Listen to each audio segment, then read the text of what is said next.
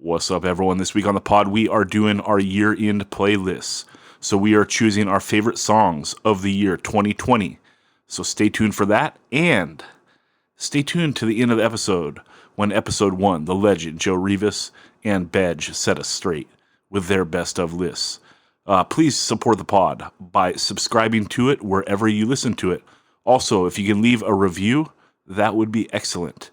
If you want to go the extra mile, you can go to patreon.com/185 miles south and become a monthly Patreon. We are doing Patreon episodes for pretty much every interview episode and trying to put a fair amount of extra bonus content on there.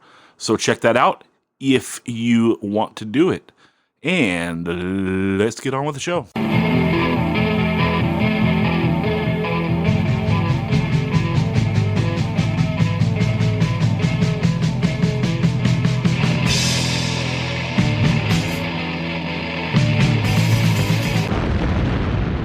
"185 Miles South", a hardcore punk rock podcast.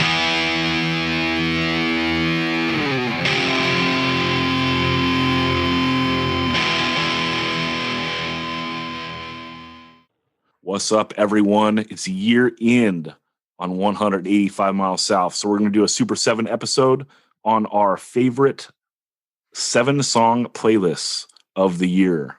Helping us out this week, you know him, you love him. He's the best dressed guy on 185 Miles South. That's Dan Sant. What's up, Dan? What's going on? Also helping out, it is, what were we going to call him, Daniel? Christopher Williams. Christopher Williams. Okay. Worst dressed. What's your middle name? Marcus. Christopher Marcus Williams. Very noble, dude. You know, that's rad. AKA Posy Chris from Change. What's up, Chris? What up? And helping us out, first timer, Steph from Punitive Damage and Regional Justice Center. What's up, Steph? What's good, man? What is up? All right, so we're going to dive into these lists. Daniel, can you explain to everyone, if they're listening for the first time, how this works? Yeah, so what we do is we do random dice rolls to see the order that we pick in.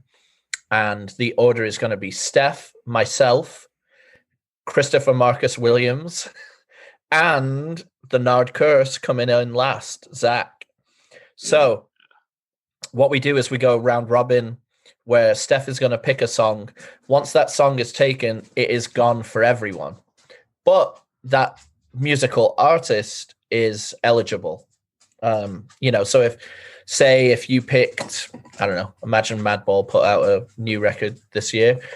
If she picked a Madball song, then I could pick a different one off that album, So we do that.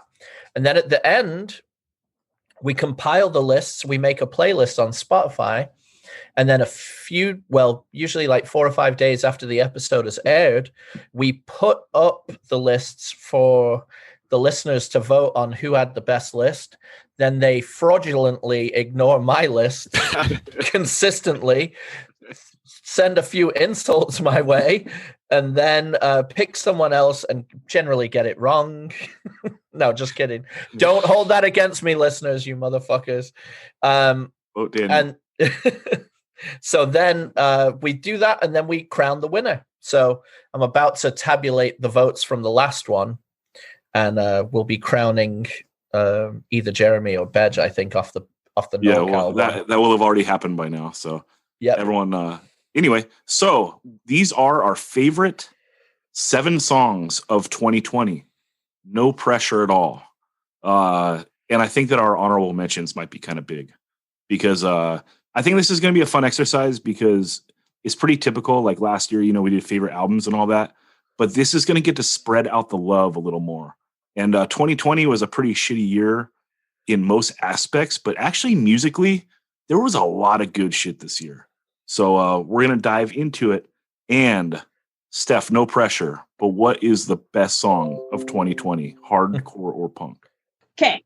I would say my favorite release that came out this year my favorite song that came out this year was off of Zulu's new release, their song, Now They Are Through With Me.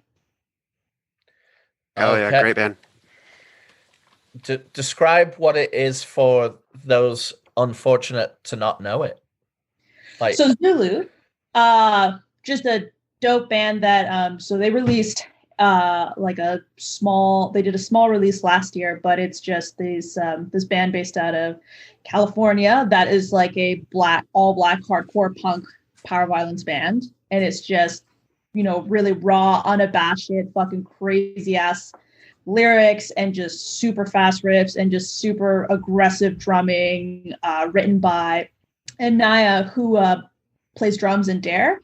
And it's just him talking about, you know, the things that were happening that were being brought to light during the Black Lives Matter movement. And I feel like in the space, we really don't have anything like that. And I think it's just the best to see that shit coming up and getting the space that it deserves. And it's just fucking rocks. They had a music video that came out where it was just them beating the shit out of Klans members. It was fire. It's an awesome video. It's fucking rad. We got to play with them on tour, and it was awesome getting to see them play. That rules. That rules. Chris, are you familiar with this? I am. I haven't got a chance to see him yet, but like Anaya is like, he's like one of those dudes, like one of those people that just has so much style, like oozes style, and I feel like he'd be like such a sick front man. Like I've seen him skate, and he's like the insanest skater. I've seen him stage dive. He's a great stage diver. I would love to see him singing in a band. One of those people that just has it all, you know? Yeah. Stage dive style is very important, you know? Just go for it. No foot first. Oh, no. Daniel, when is the last time you stage dove? Jesus Christ. I think Ojai Women's Center. That's how Nice. far back it goes. That's cool. Yeah. Is that the Bane show? Yeah, possibly. Or actually, I think I may have crept in a sneaky stage dive during Earth Crisis when they came around during the Firestorm 20th anniversary thing. Like Nice. 6 or 7 years ago, I was probably like, it was one of those probably like melt into the crowd stage dives, like, because it was like I got up singing along, then the vocals part stopped, and I'm kind of stuck on stage, and it's like a Yeah, melting into the crowd. Yeah. Now, Daniel, you did confirm that you stage dove at the Bane show at Ojai Women's Club. Was it during the 25 to Life set? No. What a sick show. I was probably just watching the hard press of Rick to Life making that girl return her champion hoodie so she could buy some 25 to Life merch. Yeah. All right. I think this is a great first pick. And Daniel, let's go to you for your number one. Okay.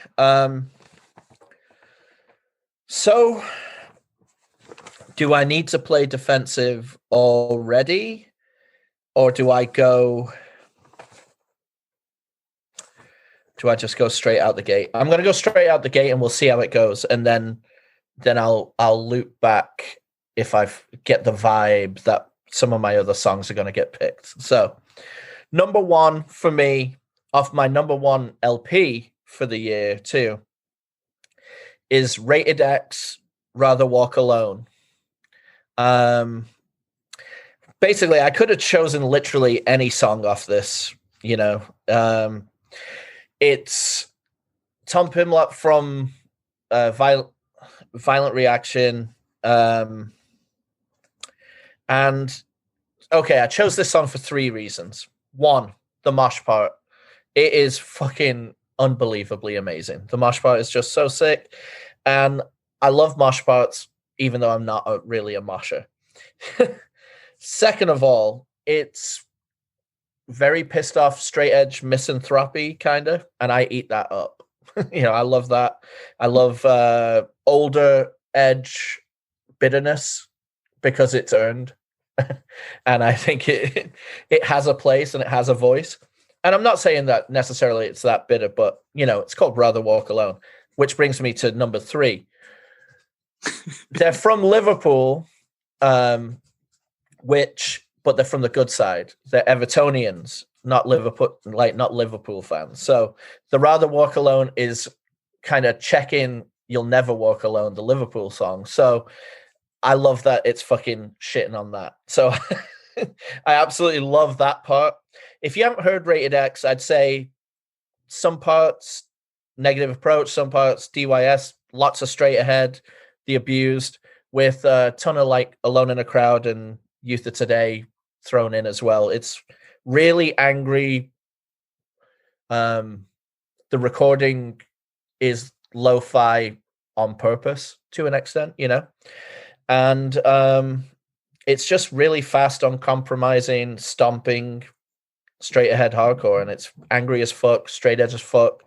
It's perfect. So that's my song. Yeah, and Daniel, I think that they made your top 10 last year, didn't they? The demo, yeah. Yeah, Yeah. the demo. So that's sick that they deliver on the demo and then they come through and deliver on the first record. Yeah. And what I love is the artwork to the LP is just a hooded Mosher walking down the street with a brick wall behind him. And it's got the most Microsoft Paint United front, like written with a big X that reminds me of the Built to Last demo, which was so Microsoft painted out as well. So I love it for all of these reasons. And half I really body and half Tang Records. yes, yeah, definitely. Check it out if you haven't heard it. Yeah, and it'll be on the playlist if you haven't heard it. Chris or Steph, did either of you guys get into this at all this year? No, I actually, this is the first time I'm hearing about it. And now I feel like I'm really missing out. Yeah. So you can check out the song on the playlist like everyone else that's listening to this. Remember, there's a playlist for every episode. You just go to 185milessouth.com and click the playlist link. And Chris, let's go to you for your first selection. Yeah, Rated X, Zulu, both awesome picks. But if you would have seen me, you know, if this was a video instead of a podcast, you would have seen me fist pump because there was one song that I had to have.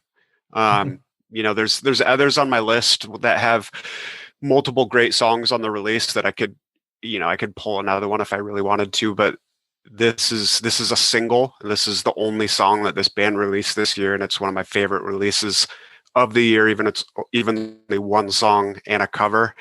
I'm choosing One Step Closer's Lead to Gray.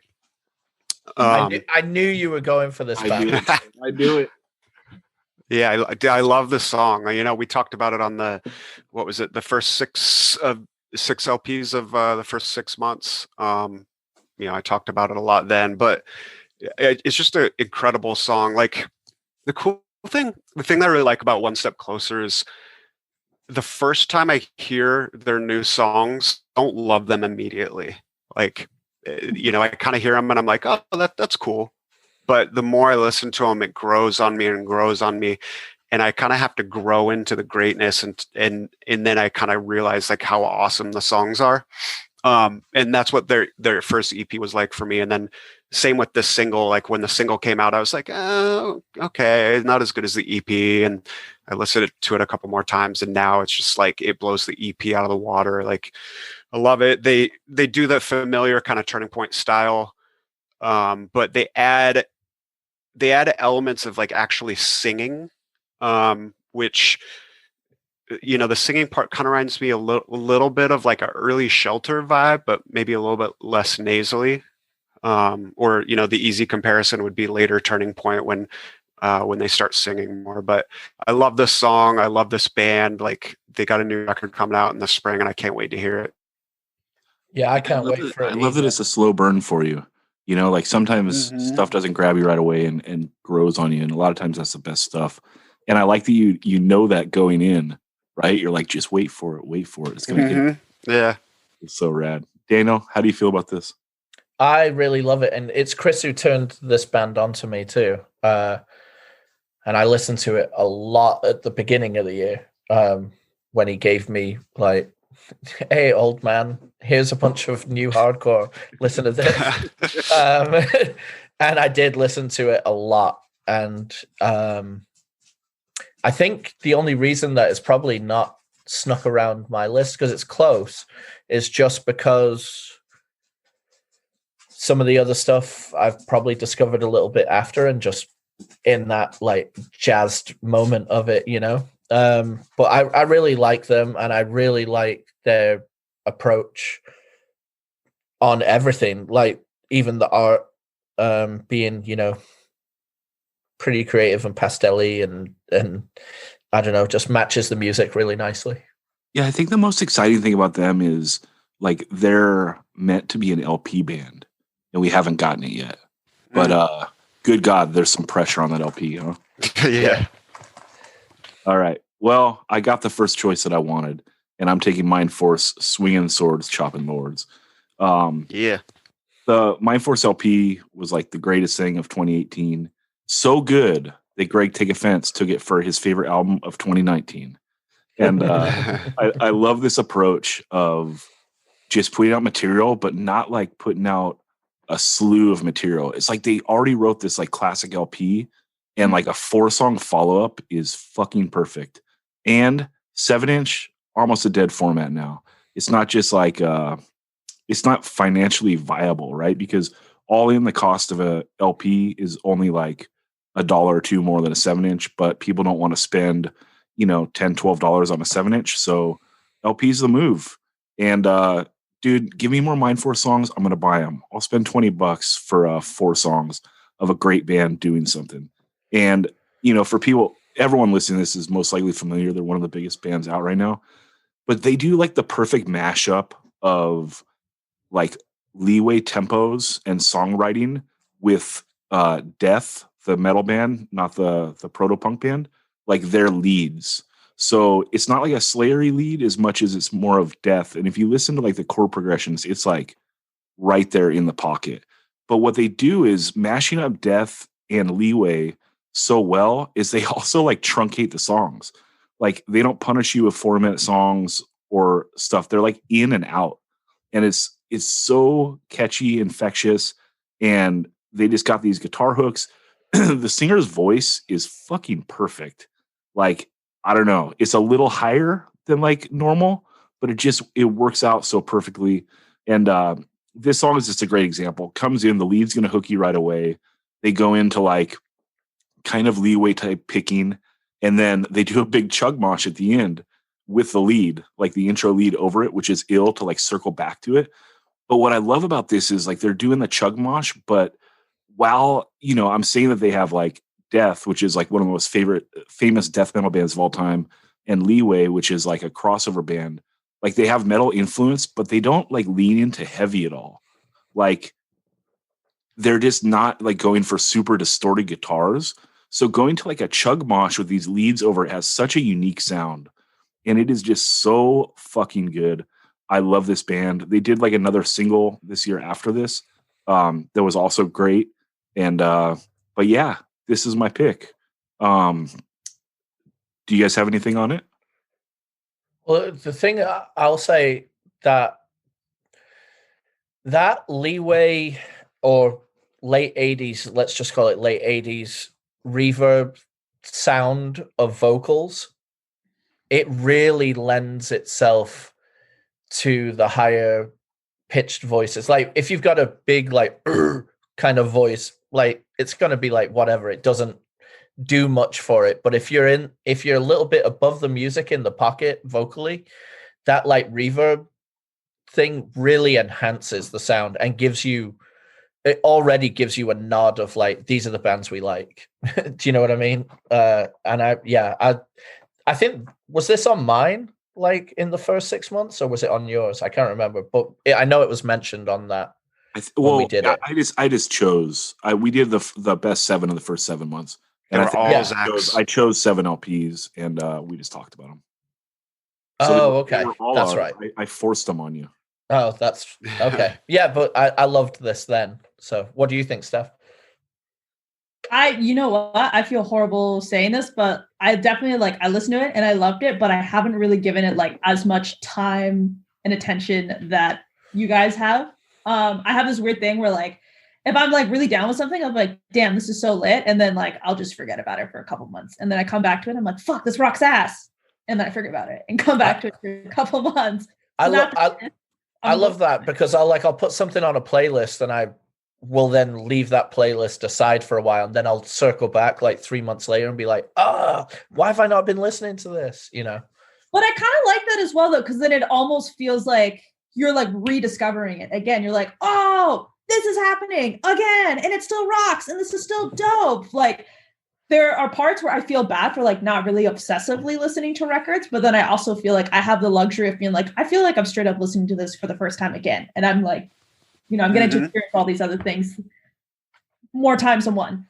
Yeah.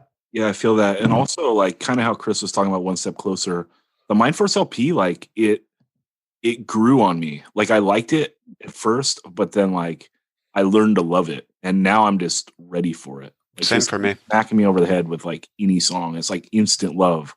It's like the LP like warmed me up, and now I'm just like a sucker. Like take my money. Before I'd even heard them, I saw them at United Blood, and they made an impact on me then. And then I slowly came around to the records. It was like the other way around, you know? Yeah. Okay. And Steph, let's go to you for your number 2 pick. Okay. My number 2 pick.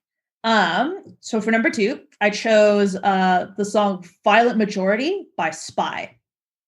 So Spy is so sick because I feel like it just came out of left field. And I know that those are the dudes from World Peace and Scowl. And I distinctly remember seeing the artwork first posted up, and it's that like, to me, it reminds me of the like classic punk artwork where it's just like random things kind of thrown up and like scanned together. And at first I was like, I don't really know what this is and I don't care for it. And so I just kind of went about my day on Twitter.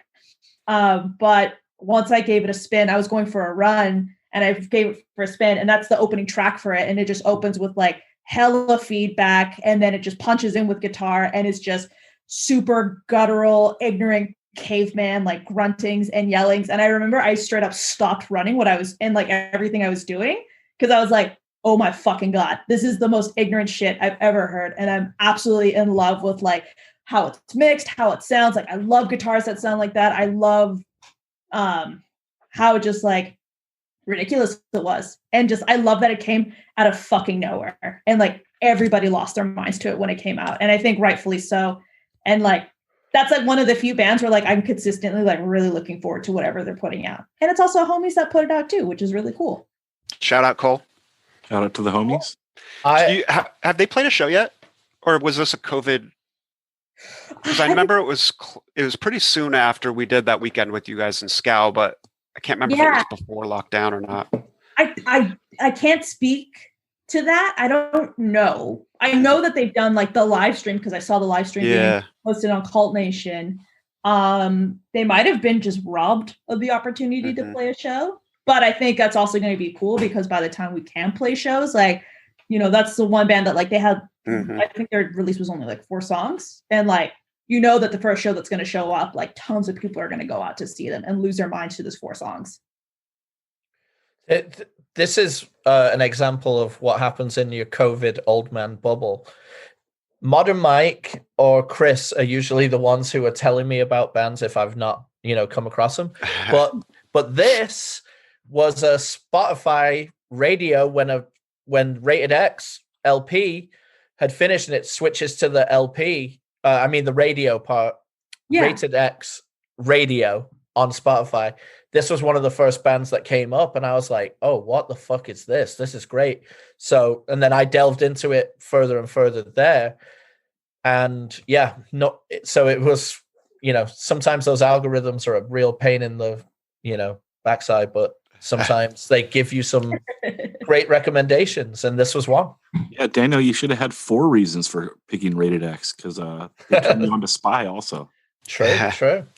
Yeah. And this is another band from the 40831. Just like tons of killer I mean, Gulch and Drain and Tsunami and Scowl, and like so many killer bands coming out of that area right now, and it's sick to see. Something in the water, dude. It's popping. Yeah. Honestly, though, like for real, whatever is happening in there, I don't know if it's the fucking air or the water, but like the Bay Area is like really lighting it off right now. It's the urban mate. It's the urban mate. No, it's Joseph the barista serving out all that stuff to all of them, and they're all drinking the Joseph the barista lattes from Timeless, and now everyone is just high on the supply. Getting them up with that extra shot for the win. Yeah. Daniel, let's go to you for your number 2. All right. So there are 2 songs that I think are in danger of being swooped, perhaps. So I'm going to go with one of them, even though it's way high up on my list anyway. And it is I don't know if I'm going to pronounce it right, but it's Seal, Seal, Sial. And the song is called Abantara. They're a Malaysian hardcore band. They are on. God, I'm gonna get this record label, the UK label La Vida es un Muse Discos. They've put in this record out, and holy fucking shit! It's got a girl with one of the best, most fucking raging voices ever singing. Apparently, I'm going to pronounce it Ciel, and let's hope that I'm right. Kiss from a Rose. Yeah, not Seal, Ciel. And apparently in Malaysian it means like fucking bastard or you dumb bastard, something like that. It's like it's a regional diss. Dude, how is that for a band name? Regional diss. Yeah, hell yeah. Anyway, the whole LP is a total banger, but this is the first song, and in this day and age, it seems like track ones are either the ones that first get you, or they're usually the killer song on the thing because everyone wants them up front on the on their digital listen, I suppose. Well, yeah, because most bands aren't dumb enough to do a minute-long guitar solo to open the record. One thing I will say is it starts out with like almost like a tribal version of Hear Me by Judge.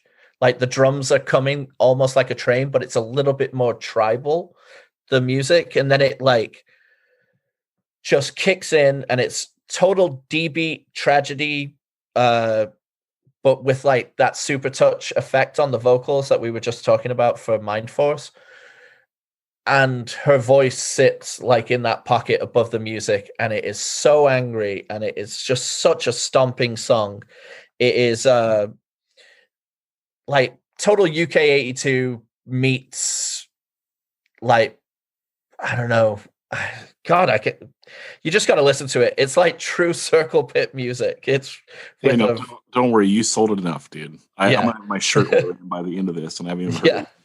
It's so fucking good. I've never heard of this band. I'm psyched to hear it. Can't wait. Basically, just listen to it. Like, I don't know what Abatara means. I don't know what the song is about, but I know that this music affected me in a big, big way, and I really, really fucking love it. Yeah, Steph, have you heard this, or are you joining me and Chris in the sea of ignorance? I'm on the life jacket with my sea of ignorance right now. I've never heard this before. I cannot wait to listen to it, though. Chris, let's go to your number 2. All right, number 2. I wasn't gonna do this, but I'm gonna do it. I'm gonna pick a Retaliate song. Hey, and there's no wrong answer. All right. So this may be cheating. I'm gonna have to throw this out and see what the judges say. But if the judges will let me, I gotta have the intro, the La Janelle intro in images. And whether you want to put it on the playlist or not, I'm gonna tell you why. And it's because this intro just like sets up the vibe so well for this song. I'm choosing the song mainly because of the lyrics. It's a song about, and if anybody here is an expert on this band's songs, please correct me. But okay, I'll let you know at the end. Perfect. It's a song about basically the concentration camps that are in the U.S.-Mexico, on the border of the U.S.-Mexico border, and about just the shame and frustration and disgust with, living in a country that is locking kids away in a cage. And the song is just such it's the song that needed to be written about this at the time that we're living in, when I think about this, it pains me in such a tragic way. And what's so frustrating is knowing there's nothing I can do about it. My tax dollars are going to fund this thing and these horrible atrocities that are happening here. And this song musically is just pure caveman music. Like, I would describe it as like almost like Breakdown in its simplicity, the band Breakdown in its simplicity. But it sets a perfect tone for the lyrical content because it's a song about being helpless to do anything as your country's doing these atrocities allegedly in your name, and all you can do is just scream into the nothingness, smash whatever's within reach. And I think that this song fits that tone so well. The reason I love the intro going into it is the La Janelle intro is just, it's very melodic and beautiful, but it's also super dark and apocalyptic. Like it definitely has like that kind of tragedy vibe where it's both beautiful and ugly at the same time, or even more appropriately, integrity. To me, this song, this intro and the song kind of reminds me of the intro to Armenian Persecution, and then like the lyrical content coming out of it. So that's my pick is Cages, but if you let me, I'm going to throw on La Janelle as well. Daniel will allow it. Of course I will. Yeah. But yeah, I wrote this song and it was heavy, and it's weird because, we all know we're all musicians on the pod. It takes so fucking long to get a record out, from like from when you write a song to like when you get an LP done. So it's like, this just came out, but I wrote it like, I don't know, 18 months ago. And so it's weird, like, because like this issue is something that like we've hammered out. I'm trying to think about like, I feel like it was like 2.5, 3 years ago when I went to like the first like the child separation march here in San Diego. So like it's weird writing about something that is like kind of an issue that I feel like people have kind of moved on from, which is insane. But it's like it needs to be documented. And like when you're writing lyrics at your best, you're writing like pieces of timeless poetry, because they stick around forever. And in that aspect, like I do think it's important to like document like this shame, and also like that it's like coming from like fake charlatan Christians, and it's like, well, why doesn't God care about like these people? Right. Mm-hmm. Like, I don't understand that. Like, if you're a true believer, how can you believe in like borders over faith? Like, and I guess like I'm a weird person to make that argument because like I'm not a believer in anything except for Daniel Sant. But would you say you're an infidel? I would say I'm an infidel. Pay attention to the next track when I explain that.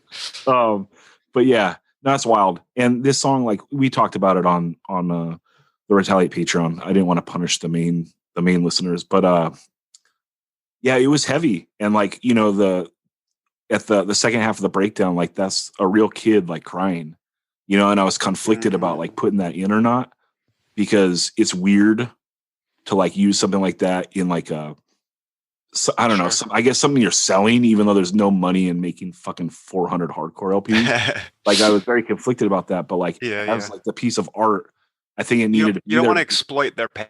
Exactly. But it does make it so fucking chilling, and I wanted to use like the real shit because like that is a kid that just got taken away from her fucking aunt. Like he was on the news and shit. Like is this a real example? I don't know. It's heartbreaking. Chris, thanks for choosing this. I appreciate it. And yeah, everyone check it out. It's on the playlist. Way to go, Chris. Going for that listener vote. Trying to really hammer home the 185 miles Patreons onto your side. Yeah. And just to say also, like La Janelle, the instrumental song, like it's named after the La Janelle, which was a ship that crashed in Oxnard. It got taken out by a storm, and then it got turned into the South Jetty on Silver Strand Beach. It's a long, crazy story, like the story of that ship, because like it was actually there like on D-Day, and it had like a very storied journey, and it ended up like sinking in Oxnard, which is like I always say like that's the beginning of the Nard curse. Who was piloting it? Dave Dog? Shout out Dave Dog. All right. let me take my number 2. And I'm taking a song that we have gushed about many a time on the pod, but I want it as my number 2. This band got all the hype this year, and I believe it was much deserved. The band is Gulch, and the song I'm choosing is Cries of Pleasure, Heavenly Pain off Impenetrable Cerebral Fortress, the LP on Closed Casket. And they do a lot of rad shit on this LP, but like this is the one, dude. Like just that epic black metal intro with like doing like the military style drums and then just going into full rager with like, dare I say, tasteful double kick in some spots. Like it's just weird, like to be hitting double kick on like just raging ass fucking music like this. Like you don't expect it, but it makes it so good. Like they just tickle me in all the spots like I need. A full YOLO vibe, just branching out enough to like bring in like other influences, but not like swerving way out of like the lane that I like. And absolutely love it. And I needed it. And I had to take it early because I thought maybe Daniel might yank it. Although I think he might go for a different song. But Daniel, were you going to take this or no? Not this song. I mean, this is the one that we, have collectively like gulched about. This enough that you knew that I was taking it. Yeah. I mean, you could pretty much throw a dart at the track listing on this LP and come out a winner, It's like for a band to grab this much like attention, it just rules. Because it's like, I don't know, like I don't know these dudes at all, but I just feel like when they got that popular, I was like, fuck yeah, the good guys won because these guys are actually doing something interesting. And do you know what? It rips. Yeah. Do you know what I think is really 2020 has fucked up a ton of shit, obviously, right? COVID. But one thing that bands have grown in, I feel, is that people will listen to the music a lot more, and I think listen a little bit more intently to music because they're alone with music a lot more than normal, instead of being able to go to shows and then you get the other half of the story from seeing a band and whatnot. This way you almost pour yourself into the recording and like immerse yourself in it, and that's why certain bands have kind of risen to the top strictly on the musical landscape, I feel. Yeah, I think that's a great point because, hardcore it's a participation sport for sure. But like, in this year without the shows, maybe people are like digging into things a little more. Like, I don't know, like I remember when I was a teenager and you'd buy like a few hardcore 7-inches at the store, like you'd pour over the whole thing, like take it apart, like read every fucking word in there, whether you liked it or not, and maybe a little bit of that is catching because, before if people could just like listen to some of Spotify and go to the show, if they need a little extra out of a band, they don't have the show. So like maybe they are digging in a little more. Well, yeah, that's my point. It's like in digital listening to music for the last, how many years, a lot of the, I mean, everybody's different, but a lot of the things that are consumed out there digitally, I feel people will give it a good, 60%. But I think this year, when you're consuming the music digitally, doing your things, and you've got a lot more time, I feel like it's sinking in on an 85% level instead, or pouring over that record and looking at that record and being one with the record, the Gulch LP or whatever LP. When you're putting it on your turntable and you're playing it, and the great thing is side A and side B are the same thing. I think you're just, maybe it's just me, but I feel like people are connecting a lot more with the music because they're missing that 50% of what you get when you go see the band. It could just be that people are like digging into like records more, like you're saying, instead of spreading themselves out as much, because like I'm saying, like, half of hardcore is going to the show, and hardcore is so much more fun when you know the bands and you know their songs. And so maybe with that that part taken out, like people aren't like doing all their homework for the shows. Like, oh, I gotta hear this band, this band, this band because they're playing like this show coming up. It's like they can actually just dig into what they actually like. But yeah, and also, I mean, this is a pretty misanthropic record for a misanthropic year. Like this is angry and evil and pissed, and culminates so much of those feelings that this year has unfortunately left a lot of us feeling that way. What do you think, Steph? Yeah, I just want to say before we go to Steph, I think that Daniel, Chris, and I have all spoken on this plenty, so we should. Yeah. Steph's opinion on Gulch. I mean, I got nothing but great things to say about them. Like I've had with our Regional Justice Center, like I've had that luck of playing shows with them like multiple times. And what's funny is I remember hearing a lot about them. And I have this horrendous habit, and I learned it from my brother, and I have to get rid of it because it's done me a disservice so many times. When people talk a lot about a certain thing, I assume that it's undeserving hype. And I'm same. It's a horrible habit. It's a horrible habit, and it's super smug and like unwarranted half the time. And so we were playing a show with them in, I believe it was Sacramento, and it was a smaller show. And I remember everyone that I knew, like all my friends up here in Vancouver, were like, "Oh my God, I can't wait for you to see them. Like, make sure you grab all this merch for me and stuff." And I was like, "Yeah, sure, fine. Like, whatever. I'm sure it'll be fine."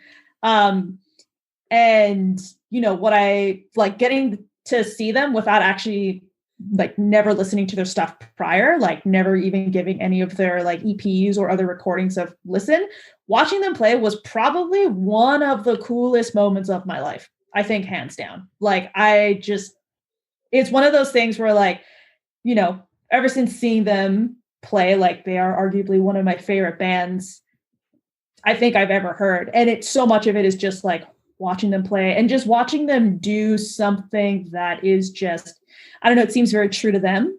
It doesn't seem like, like I can't really think of anybody else that's doing the same thing that they're doing right now, like the way that they write and stuff. And what's cool is that every time I get to see them play, it feels like I get to see them for the first time, right? Like I got to see them play at This Is Hardcore, and that was absolutely mental. I got to see them when we finished our like full US tour, when we all played in what was it, in like Desert Dweller. And like every time I've seen them, it's like that's the one band that I will definitely like stop everything I'm doing to be like, I actually have to be in the front here. I'm gonna get pummeled to death. I'm like 5'4". Everyone's gonna absolutely murder me, and that's okay because I actually have to see this and like witness this and participate in this. Yeah, when you see a band that energizes every DNA molecule in you, when you're up front, all those licks you're taking you don't feel it when you're really into the band. But if you're like only kind of into something and then someone jumps on your head, you're like, ah! Dude, it's so sick. And what I also love is I know most of the people in that band like very lightly, like, like we're homies. And it's also kind of cool because it's like one of the kinds of bands where I'm like, y'all, like you guys are also unassuming. Like you're all just like very lovely, like nice, very down to earth human beings. And then you go up on stage and you all take your shirts off, and then you guys fucking bananas. Nicest person until he takes his shirt off, and then it's scary front man. But still like the nicest people on the face of the planet. I don't know. It's like it makes me, like even though I don't know them all like super well, like nothing makes me happier than to like see people that I know really succeeding in the things that they're doing. And like to say that they succeeded with this LP release is a fucking understatement. Like this is arguably one of the best things to have happened this year, I think, for us, just being there to witness it and getting to enjoy what they put out. But like, I imagine that like it's got to be pretty cool that these guys are just doing, they're doing their thing and everybody loves it and everyone's appreciating it and they're getting the fucking, I don't know. I think they're just getting the attention that they rightfully super deserve. No doubt. Agreed. I can't wait to see him. Daniel, I'm gonna have to come see him at Gilman, and you and me will have to tear our shirts off. Yeah. Look out. Yeah, I'm trying to think of like, if you think about like, I mean, there's a lot of bands who COVID did dirty, like who released music either right before or during, and like I can't think of a band that COVID did more dirty than Gulch, because like they were already like at like going into COVID, like they were at the crescendo, like their crescendo of popularity was like popping off so much. And like if they would have been like touring when this record dropped, like can you even imagine what those shows will be like? And can you even imagine what their first show back is going to be like? Oh like, my God. It's going to be someone might die. Yeah. Chris and I saw him together at Gilman, and they stole the show, and the other people on the show was Judge and Down to Nothing, and Gulch blew them both off the stage. Neither slouches too. Yeah. And Steph and I saw him together at This Is Hardcore and Just Another Gig. Yeah. This Is Hardcore was very, very cool. I feel very lucky that the first time I got to see them was a small show. Like we were playing some like super tiny little venue in Sacramento, and like it was packed and like people were hella going off for them. But like I got to see them, like in the small punk spaces. Not that there's anything wrong with seeing them in the bigger spaces, but like there is something to be said about those smaller, more intimate spaces, and just like watching every square inch of the space being used for like people launching themselves off into each other. No doubt. Yeah, it will always be better at a small show. Like any band, For sure. any band that delivers passion, Any band is a real hardcore band. True. But especially a band like Gulch, who is a real hardcore band. Yeah. So good. So good. All right. And Steph, let's go to you for your number 3. Okay, well, we're on this train. I'm going to take it while I can before it's taken from me. But I'm actually going to choose Sin in My Heart. No! Dana. Off of their LP. I absolutely loved it. I was so pleasantly surprised when I heard that track, because when I first heard like the first bit, I was like, why do I feel like I hear this before? And then just recognizing what they had done. Like I have a real big soft spot. I have a real big interest for bands that like kind of, again, like you're continuing on the string of stuff that's just like true to you and true to what you like and care about. And I think that putting something like a Susie and the Banshees cover on there, I thought was just such a great way to finish the record. Because I don't think most people would expect that. I think like, I feel like even people who are listening to it are like, who the fuck are Susie and the Banshees? Like not recognizing what a pinnacle, cornerstone band that they are. And the way that they were still able to take that and make it into something that's theirs. Like the way that track ends with just like being the same kind of like the same like quintessential vocals, the same like very trademark drum beat that they had going on. Like I thought they did such a good job with that, because it's hard to do that kind of shit without being corny, Yeah. And yeah.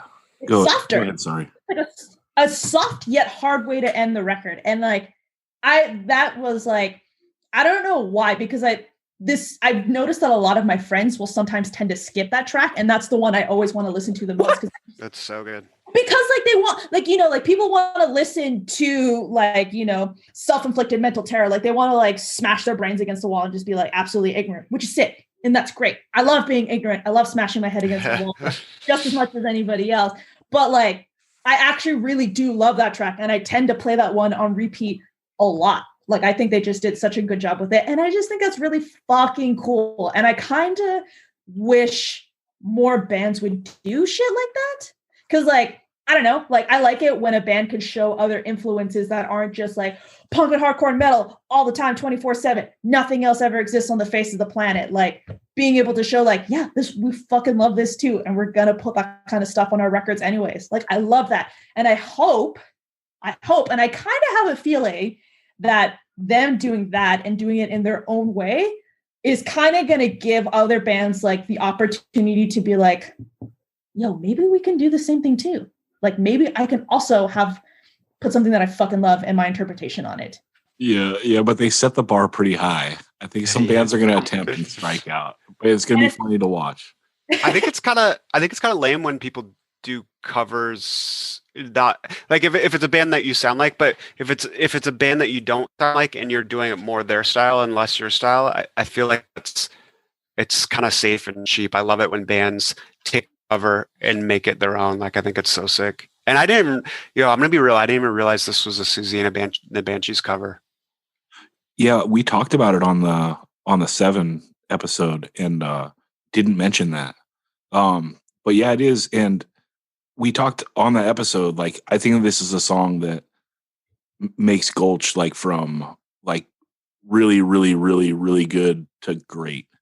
And I compared it to like the Suicide File LP, how they like close that album with like the slow song. And it's just like, oh my God, this LP was already so good. And like, but capping it like that is just like, oh my God, they took it to another level. Yeah. And this just caps this album so perfectly. And I just think it like solidifies them as like a great, great band. So, but yeah, Agreed. we've talked about this plenty. Daniel, you wanna finish up? Yeah, because I'm fucking bummed. This was on my like top of my list, and I didn't take it because I had an inkling Zach was going to take this other Gulch song. So I was like, okay, I'll lay this in the pocket.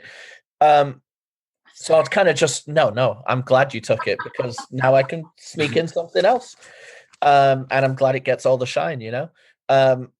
So I'll read kind of the little notes I put. So it's a absolutely sick Susie and the Banshees cover.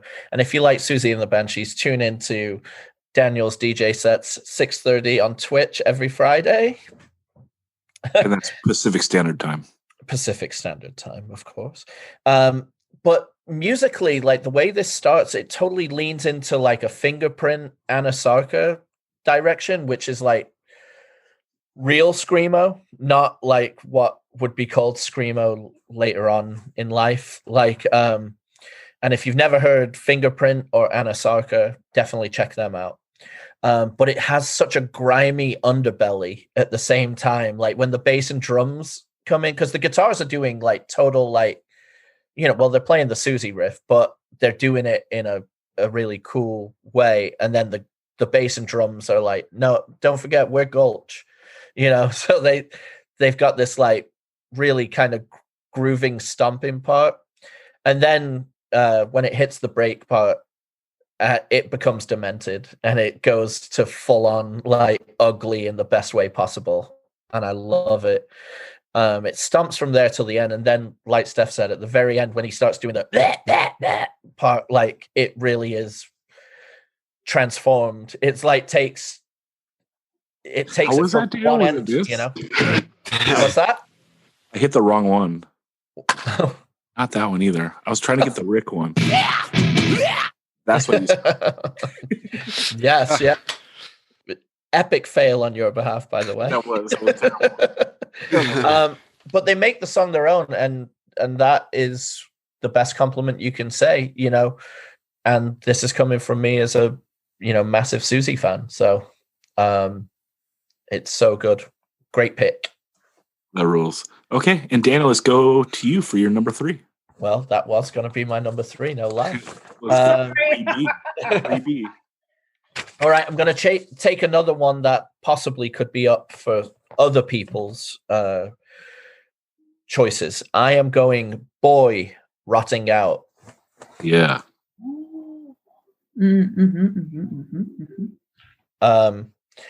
So basically, I'm going to say the whole formula of this song is pushing hardcore forward. Musically, it's epic. The way it starts with the open riffs is very almost cinematic, And what's great about the song is that musically it like becomes epic by letting the negative space of the song as place for the song to drive forward, And lyrically, it's beautifully honest and very clever.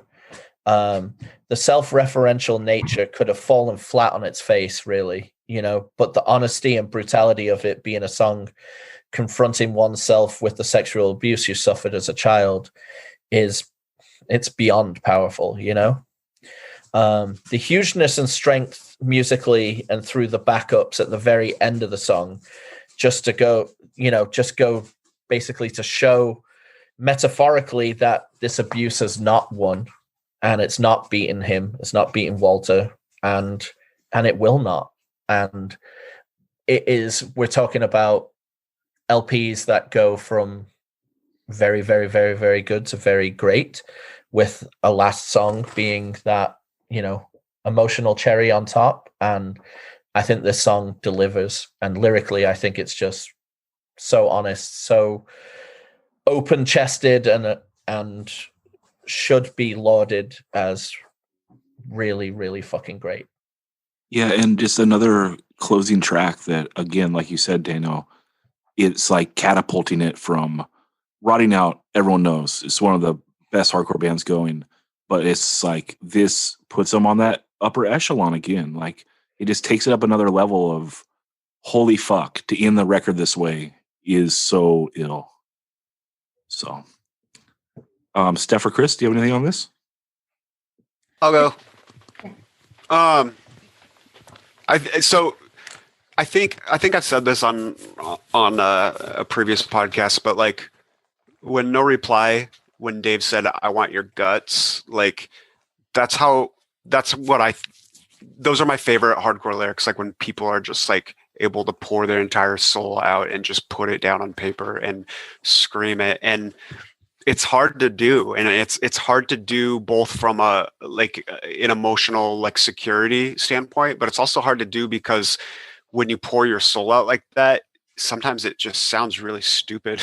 like it sounds like cheesy, and I think Walter is one of those that I respect so much in that he's able to really hit like the depths of, what is inside and just bleed directly from his heart. And he does it in a way that it makes it sound good musically, and yeah, so because that's why I said, like, the self-referential part, like he addresses himself in third person in the first line. And if that wasn't done beautifully written like this, it could have fallen flat on its face. And this, very powerful topic could have been rendered like for terribly like corny or something, and sure. it's not. Go ahead, Steph. Sorry, I may have cut you off. No, you didn't. That's okay. What was interesting was that I remember, like, I would listen to Rotting Out a little bit in passing here and there, but they were a good band, but it was just like one of those things where I'd visit, like I'd listen to and I'd come back to it like way later, be like, oh, this rocks, and then kind of walk away with it.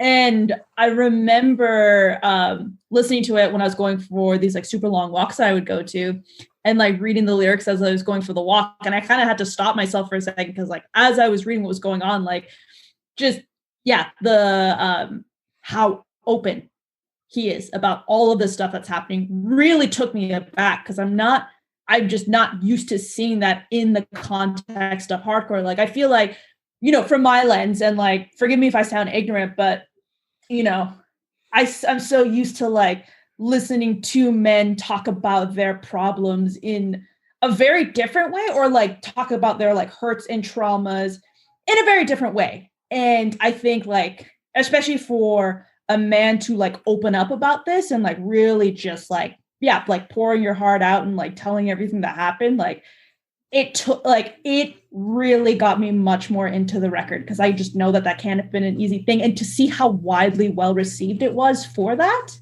I think like really like got me extra excited about that also. So something about me is that I'm a very big sucker for like meaning. I'm a very big sucker when something has like a little more, like you can bite into a little bit more than just like surface level like lyrics and stuff, And so when somebody has like something like more of that personal element of more of themselves into it, like I'm much, much more drawn into it. So, I would listen to Rotting Out like maybe a couple times a year, or I would never skip it when it came on Spotify. And then I found myself listening to that record probably for like, like every day, couple hours for like the first month that it came out. Yeah, I mean, I think you're amongst similar people. Like all three of us and yourself are all just searching for like the strongest connection, like people really letting it through. And especially when they can write it very poetically, where it has an amazing linear story, so you can follow along a lot easier, and it's not shrouded in metaphor. It's it really that's the great thing about hardcore and punk is like you can be straightforward and it can still be beautiful. Yeah, I mean, look, this is a hardcore podcast, and at its best, hardcore is the best music, you know. And this is some people doing it the best you can do it, and that's what rules. And Chris, let's go to you for your number 3. For number 2, I went with a song that was about hopeless frustration. With this number 3 pick, I'm kind of going the other direction. I'm gonna take a song that's just driven by like a spirited optimism that is really refreshing. This is a band from Sweden called Speedway, and when we did the first 7 LPs of the first or the best 7 LPs of the first 7 months, I talked about this in the honorable mentions as one to watch out for, like a band that I thought was about to explode. And then a couple months later, they signed to Triple B. And despite the pandemic, I think there's a lot of kind of excitement about their music. And I think they're well on their way to that explosion. And I will also add, despite being from Europe, I mean, you know, there's some killer bands from Europe. And there's often, I think, kind of a U.S., you know, American stigma, and not necessarily of, oh, that's a Euro band, but like, you know, it makes sense. You want to invest yourself more in bands that you know you're going to see. You know, hardcore is a live experience thing. So like, if I have the choice of listening to a band from, you know, Seattle or Northern California, who I know I'm going to get the chance to see, it's a lot easier to invest in that than a band that, you know, they're from Sweden. I may never get to see them. But I think this band is awesome. They transcend all that. Musically, like sonically, it kind of reminds me of Goat Alone, especially the vocals. He really kind of has that Mark Palm kind of emotional scream. The music is similar in that it's melodic, but it's a little bit more up tempo.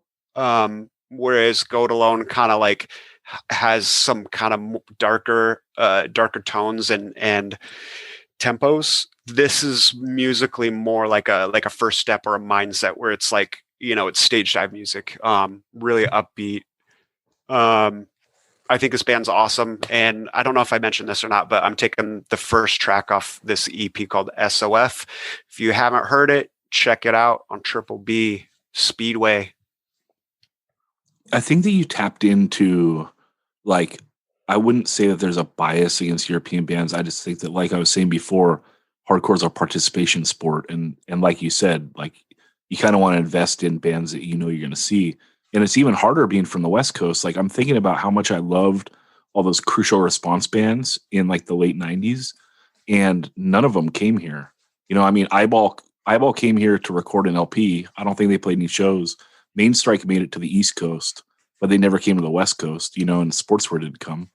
And yeah, I don't think it's a bias musically. And I think that we had, if Big Cheese didn't make the top 7, it was like right on the border, because that LP was awesome this year too. And I believe that's a UK band, right, Daniel? Yep. Yeah. Yeah. Sorry, So, which band did you say? I missed that part. Big Cheese, Oh, yeah. Mm. Sick band. which, I mean, best band name, period. I fucking love it. And I can't wait to check this out. And if they're on Triple B, everyone's going to check them out. Well, and their name is after one of the best Morrissey songs. So Ah, that's good. Is it too late to pull this pick? yeah. Well, good Morrissey, right? Like Vauxhall and I. before the Yeah. white nationalism. Before the idiot remarks, we'll say that. Okay. God. Very good.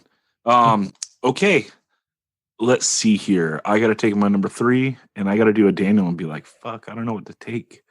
I'm going to take my favorite hardcore song of the year. How about that? I didn't Do it. think anyone would grab it. So it is by the band Minus, and it was on the Narcore for Life compilation. The song is Bonded. Minus has done 2 LPs, and their LP they put out last year in 2019 was like one of my favorite things of the year. And then they came with this song on a comp that we put out. And this thing is just straight rager.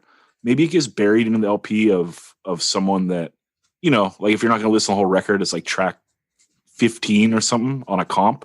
So maybe it doesn't stand out in that aspect, but this fucking song, dude, it's like straight into it, like a snare cymbal intro, and then just going right into D beat on the ride. And then what I love is like when they're doing the verse, he comes in and they're doing like the shit on the ride, and then he switches the hi-hat for like the second line in the verse. And it's just like these little things in punk and hardcore, like they make such a difference of like energy. And these are like the little sonic things that make like great bands stand out. Like a little switch like that, you know, like these are true like students of the game. And then like the chorus is wild. It's doing like the intro thing again, but then like tossing in a blast beat just because fucking YOLO, you know. And then the breakdown on it is like, it's this like up tempo mosh part that's like almost a little too up tempo to like mosh to. And it like the riff on top of it, it's like floating on top of it, is just like the combination of the two of them is just full like ass beater vibe. And it's like, when COVID's done, dude, I hope you're not standing next to me when like Midas plays a song, because it's going to be tragic. Like, this is the one fucking song I want. Like, this part is so fucking wild. There ain't a vaccine for that. Yeah, I'm taking the vaccine like straight into my eyeball so I can slam the madness, play Bonded. And dude, if that mosh isn't hard enough, they like do this little ring out, drop the tempo, and then go into a full like drop stomp mosh. And it's like, okay, dude, like, how do you put all my favorite parts of all these different hardcore songs into one little fucking under 2-minute song? It is like out of this world. And if you guys haven't heard it, it's going to be on the playlist. So check it out. This is my favorite hardcore song of 2020, without a doubt. I think it's out of this world. And are any of you guys familiar with this band at all? Yeah, hell yeah. Caught seen him a couple times, but just caught him at that Just Another Gig show in Tacoma in January. I should have never doubted you, Chris. You know every band. But That's not, I had not heard Seal. Oh, yeah. That's true. So everyone, check this out, and we can shoot it back to Steph. I believe we're on number 4. Well, before that, I just want to say, who put the track listing of that comp together? Burying them at number 17 when In Control was at number 2? Well, I was trying to make side Retaliate strong, dude. So Retaliate starts out side 2, and side 2 is the shit. What's up? But yeah. Steph, let's go to you for song number 4. Okay. So, song number 4. I chose a band that's very new. So they did like a 3-song release. And they're also very, very good friends of mine.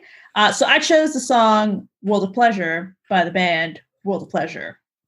So they are a new band that's based out of Calgary, Alberta. That is probably the most psychotic lyrics and the most psychotic vocals I've ever heard in my whole ass life. So I'm also a little bit biased because it's my best friends that are both playing in that band. So my friend Jess, who sings Immortality Rate, this is her new project.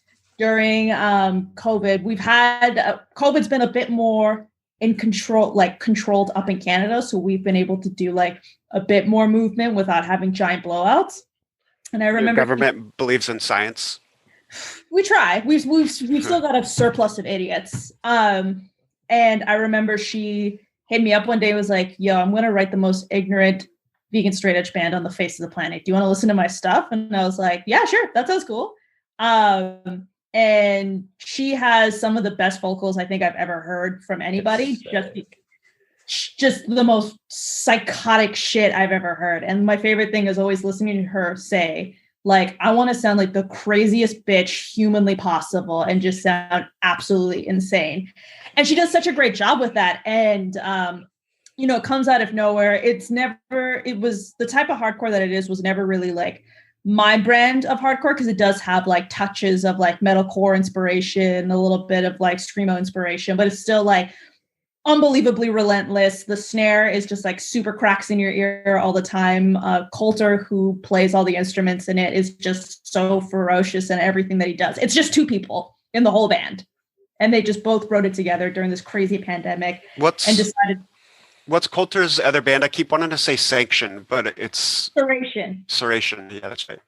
Well, I gotta say, Chris sent this to me. 2 weeks ago, maybe 2.5 weeks ago, and we listened to it probably at the same time and came back to.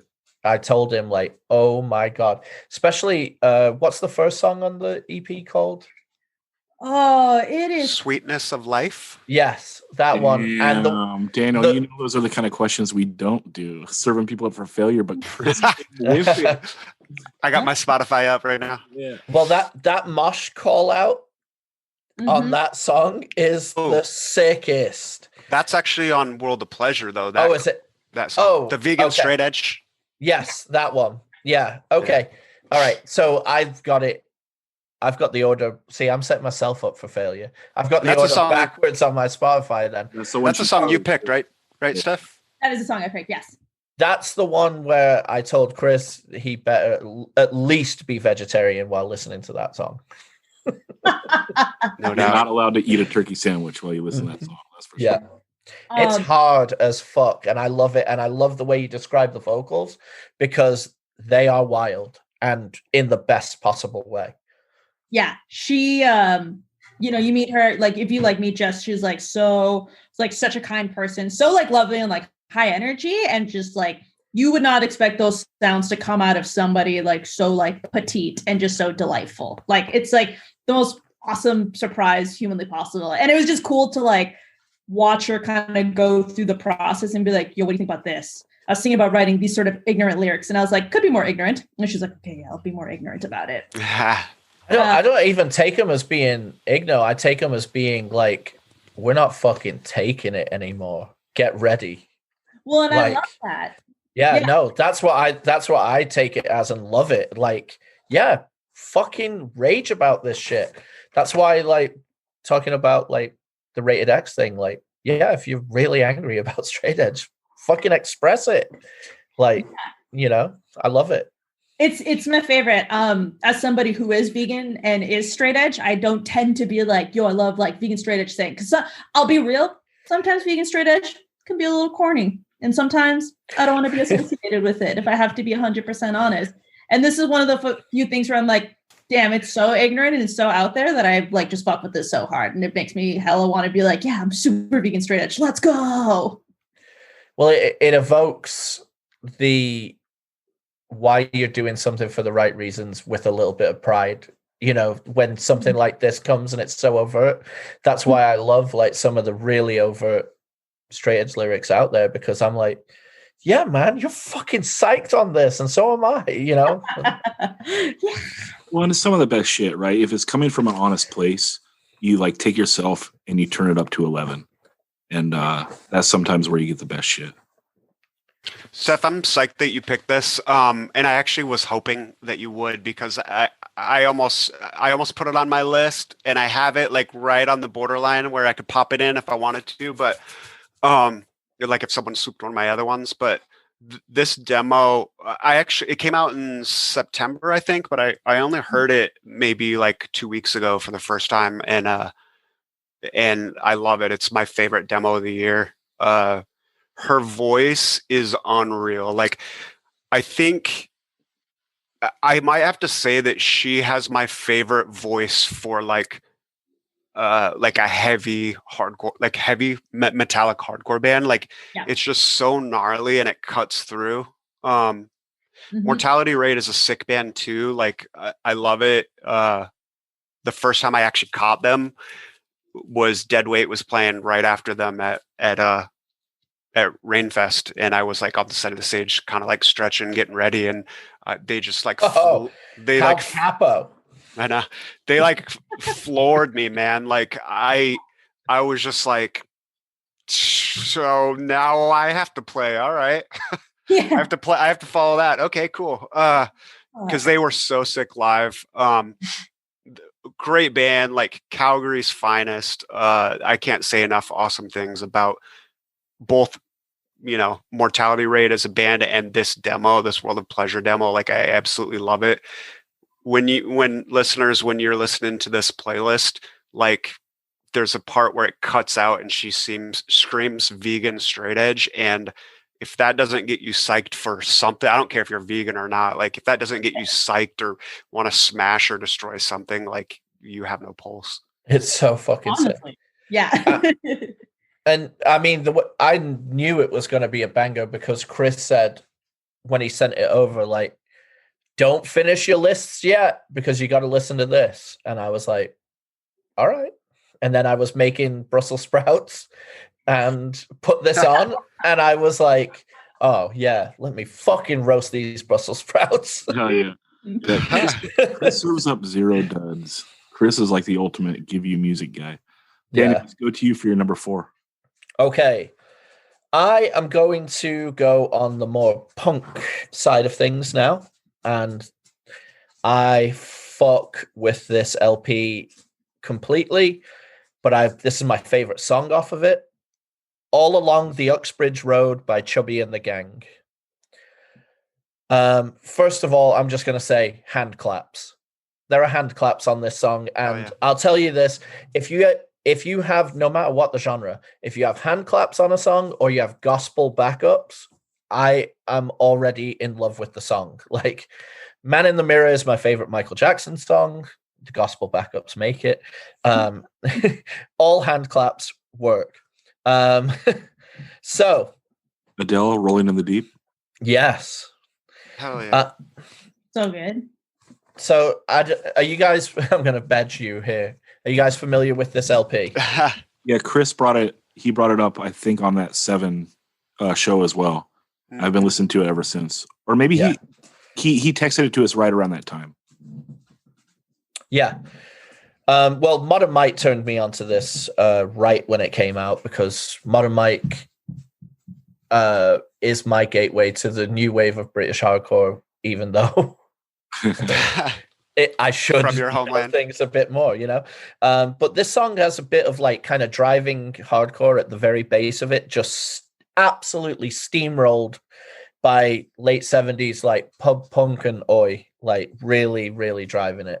The 77 guitars are pushed along at breakneck speed by the oi as fuck rhythm section, and the glammed out oi vocals are the cherry on top. It all comes back to the hand claps, though. That's what makes this song so perfect. The whole album is great, and it kind of sounds like The Damned meets The Undertones, meets Coxsparrow meets Cockney Rejects. So it's the Buzzcocks on meth, dude. No, Buzzcocks are way more higher. It's more Undertones than anything, I would say. Undertones meets Cockney Rejects is the key there. Also, this song has the best use of harmonica since Start Today. It is all your winning notes.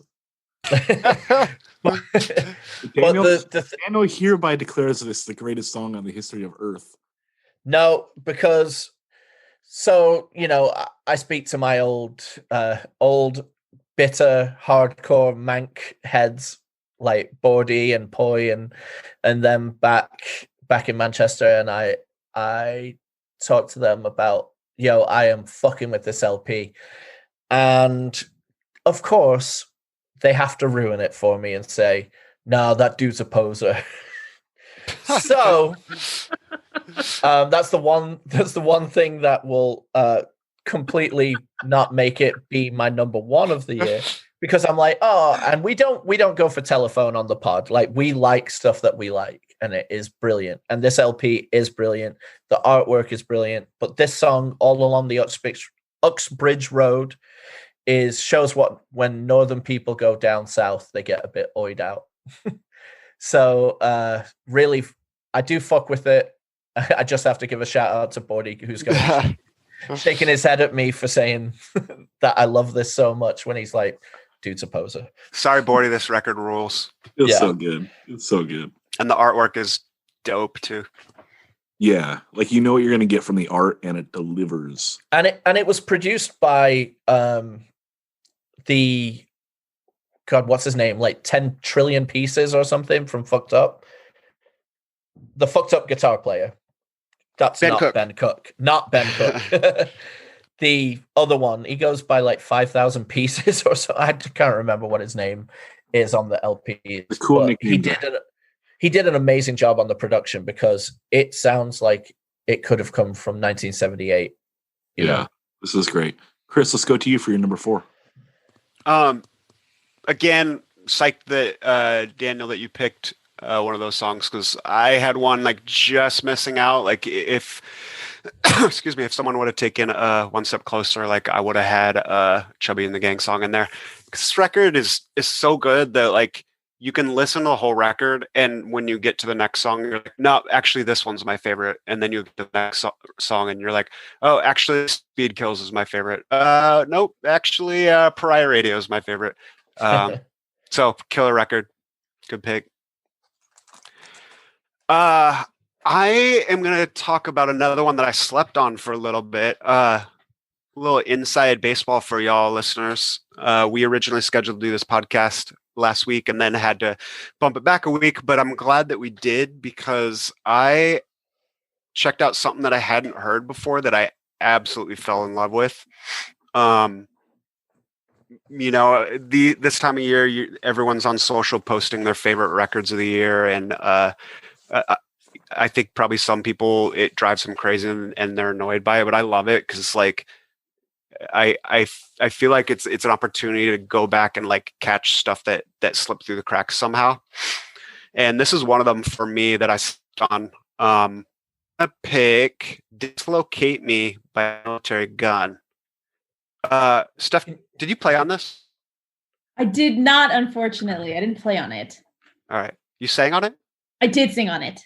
I'm not picking the song you sang on, but your mic dropped when you said it to me. Oh. Yeah, it's "Dislocate Me" by "Dislocate Me" by Military Gun. "Dislocate Me" by Yeah. Okay. This band rules. Like, I don't know what I was expecting, but like I just threw it on and instantly it grabbed me, and I was like, I probably listened to it like 6 times in a row that morning. And I didn't share it with any of y'all because I wanted to stick it in here, but this is the record. It's it's an EP. I don't know if there was actually vinyl or not, but do you know stuff? There is. Okay. 4 songs.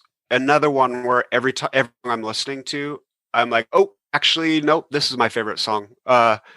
And I went back and forth a lot this week. I probably listened to this record like 30 times, both because I love it and also because I was trying to figure out what song I was going to choose. But ultimately, I went with "Dislocate Me," which is the single, and they made a video, not safe for work video. No. But no, it's a fun video. Musically, depends where you work. True. Yeah. Musically, Zach is gonna hate this, but it reminds me a lot of Fugazi. It's Ian from Regional Justice Center sings in this band. I'm not sure like who else is in the band, but it reminds me of like Fugazi, maybe at times like a Modest Mouse, but like where those bands will lean into spaz or like sass is their driving force. I feel like Military Gun leans into like aggression and anger. So it's still really melodic, but it comes off more driving and more just more aggressive than like a assy or spastic. Weirdly, I think, I don't know if it sounds anything like it at all, but sometimes when I listen to it, it reminds me of Rollins Band. That may be really weird, but anyways, I love this record. I can't get enough of it. "Dislocate Me" by Military Gun. Chris, I think that comparison makes you a liar. And I just want to say, not guilty. If anyone wants to accuse me of being a Fugazi hater, listen to the Patreon episode 100, where I talk about how many songs we do? We did like 13 songs combined between you and 13 songs. yeah. And I know, ironically, 13 songs. See, I even knew the reference. God It all damn goes back to Embrace Gate. Speaking of Bordy and crew. But yeah, I liked all 13 songs. God damn it! So what's up? Isn't Embrace song- Gate like going on 3 years now? I don't know. It was referenced in the first podcast I ever listened to of y'all, so in a minute. One cool thing on the song, and this is like a total Fugazi thing, but there's a part where so the first chorus has like a dana dana, or the first verse dana dana dana, and then it goes in the chorus, and then coming out of it, instead of doing that dana dana, it's got a bass that's just hitting like the upbeats, which is like a total Fugazi move, but it's so cool in it. And when you go back and listen to because the guitar cuts out, you go back and listen to it the first time, you can hear the bass hitting the upbeat underneath the dana dana, but you don't really notice it until it comes back around and it's alone. And it's like, it's such a cool musical, just, I don't know, piece of brilliance. Nice. That rules. But I got to go full Igno coming off that. So my number 4 pick, I'm taking HOSTIL. L-E. Yeah. So you know what it is. It is Hostile Culture, Verbal Warning. And this is another Chris one that he gave to me. And this is right in my wheelhouse. I love it. It's Igno. It's like heavy beat down, but still like real creative, like lyrically there. And yeah, I love like that HOSTILE part is so good. And then to like the kick drum with I was born to be hostile. And then to the mosh. And then like The protection. like a sick ring out part. And then like it goes to like another mosh. It's like I think it has 3 moshes like back to back, which dude, I'm on board with, because you know what they do right that a lot of like the big mosh bands don't is the songs are short, you know? And it's like if you keep the songs short, this stuff is so good. You know, I love this. I think that there might not be a physical release of this, so someone's got to get on it. Where you at, Bert? Put this out. But yeah, I absolutely love this. This is a great Posy Chris recommendation that I've been listening to ever since, and had to get it on the pod. Hostile Culture, Verbal Warning off Technique to Die For, and check it out in the playlist. Daniel, what do you think about this? You know I fuck with it. I loved this the way it was presented to me was by Chris saying, check this out, and then wait till you get to the E part. And I think I was driving down the street. I may have done a donut in the middle of the freeway. I was like, yeah, this fucking rules.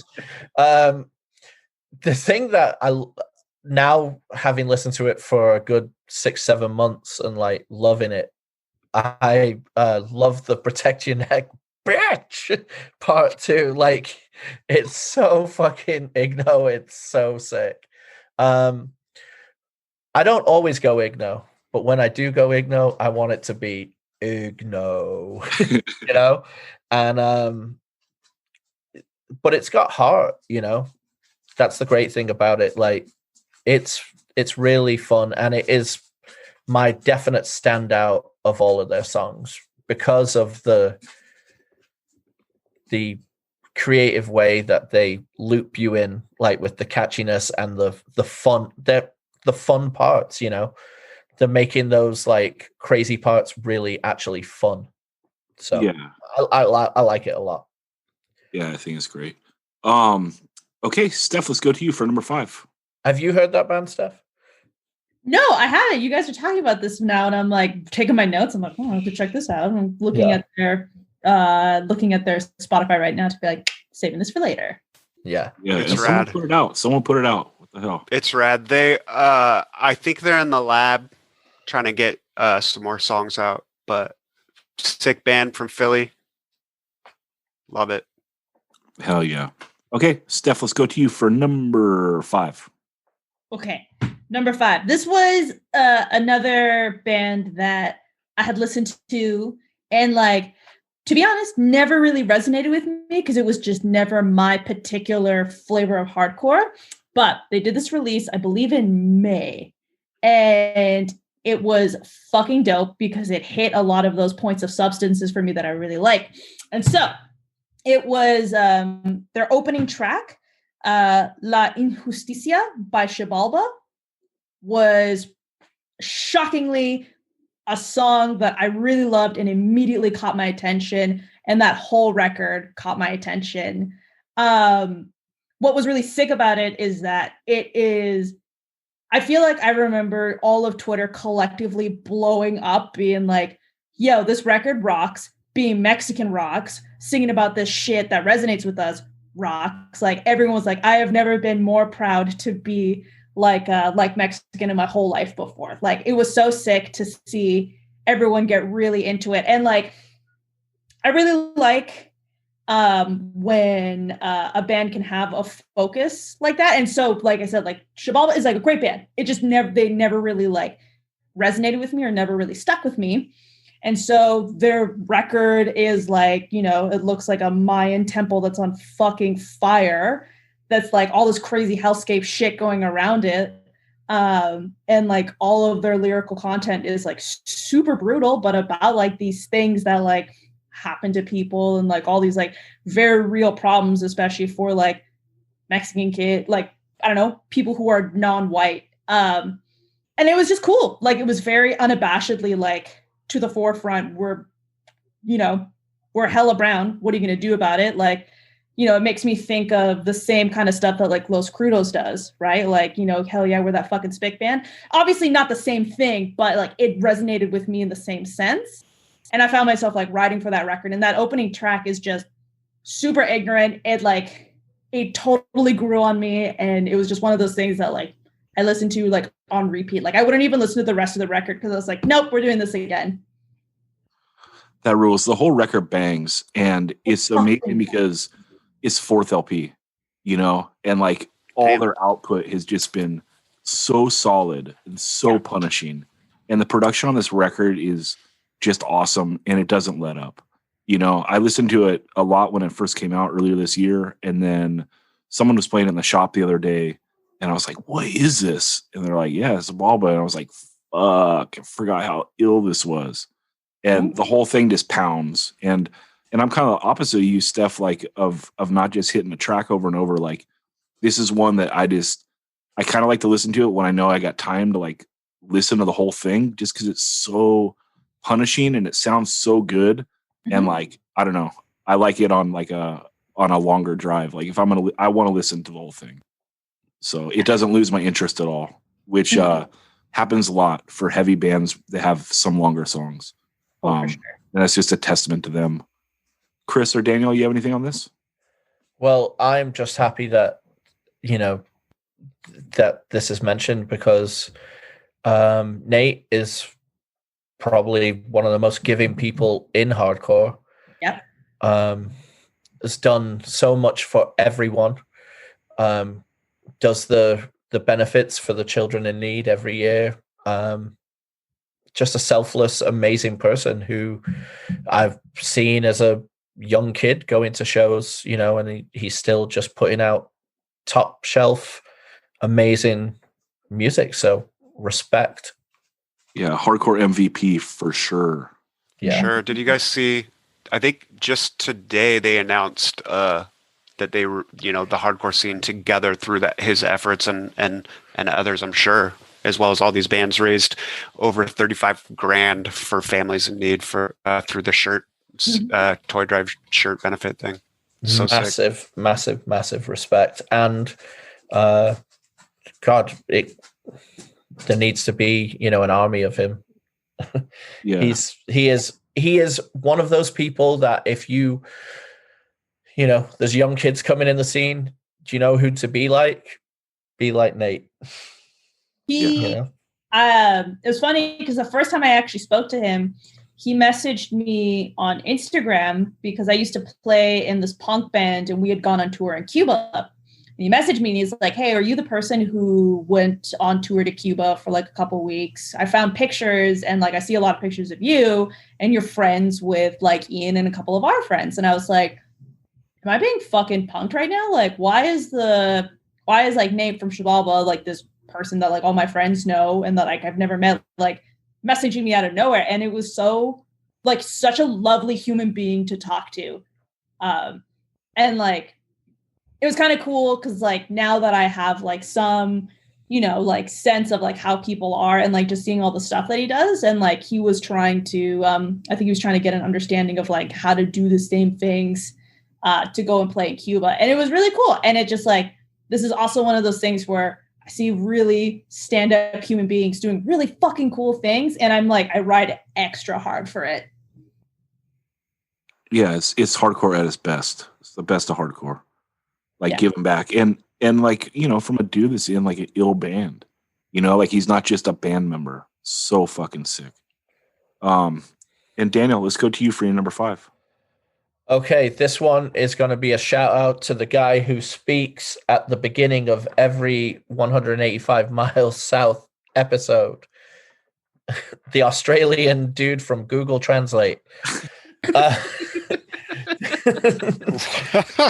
What? I am picking Primitive Blast, Self-Deluding. This is an Australian hardcore band that I was not that familiar with until this EP came out. And holy fuck, it is so good. So, you know, I'm picking it turns out I've picked a, you know, bunch of English stuff and now Australian. So I'm riding hard for the Commonwealth. I got to come through with a Canadian band soon. But all right, this shit is hard, violent, and perfect. It's like a D-beat negative approach that is led by John Brennan if he was strapped to the front of the train in Fury Road. Like, it's just like fucking pissed and abused and amazing. They are being distributed. I don't think they're an official signing, but I'm not sure. Who knows? I'm full of misinformation, but Triple B, you can get the record. I don't know if they are a Triple B band or if Triple B is putting, you know how lots of labels are like collaborating with each other to put the record out in the country for shipping reasons. So I think this might be that case. Are they on the Triple B sweatpants stuff? God, I don't know. I was looking at the sweatpants today and I was like, this is just cluttered. There's a part like after the first chorus, before the second verse, where the singer just goes, "Yeah," and it sums up this song and how perfect it is, because it's like a super highly politically angry as fuck song. The music, the lyrics, the attack, and the sound are all tearing down a white privilege system that needs to be destroyed. All I can say is this fucking rips. Get into it. Primitive Blast, Self-Deluding. It's the first song off the EP Animalistic. Yeah, check it out on the playlist. Chris or Steph, are you familiar with this? I'm not. I feel so ignorant when you guys are bringing up bands. No, I know. I kind of thought for this episode, like it might be the first one that we should cheat because like it might be a lot of songs that get like put across us that we're not familiar with. I think what's going to be great is once this playlist is made, we're going to dive into it just as much as anybody else who's going to listen to the pod will. Like, Absolutely. because we want to hear It's everyone like else's jams, you know? Yeah, I can't wait to listen to the playlist. And this is rad. And shout out to whoever did that Google Translate that I've had on the podcast episodes.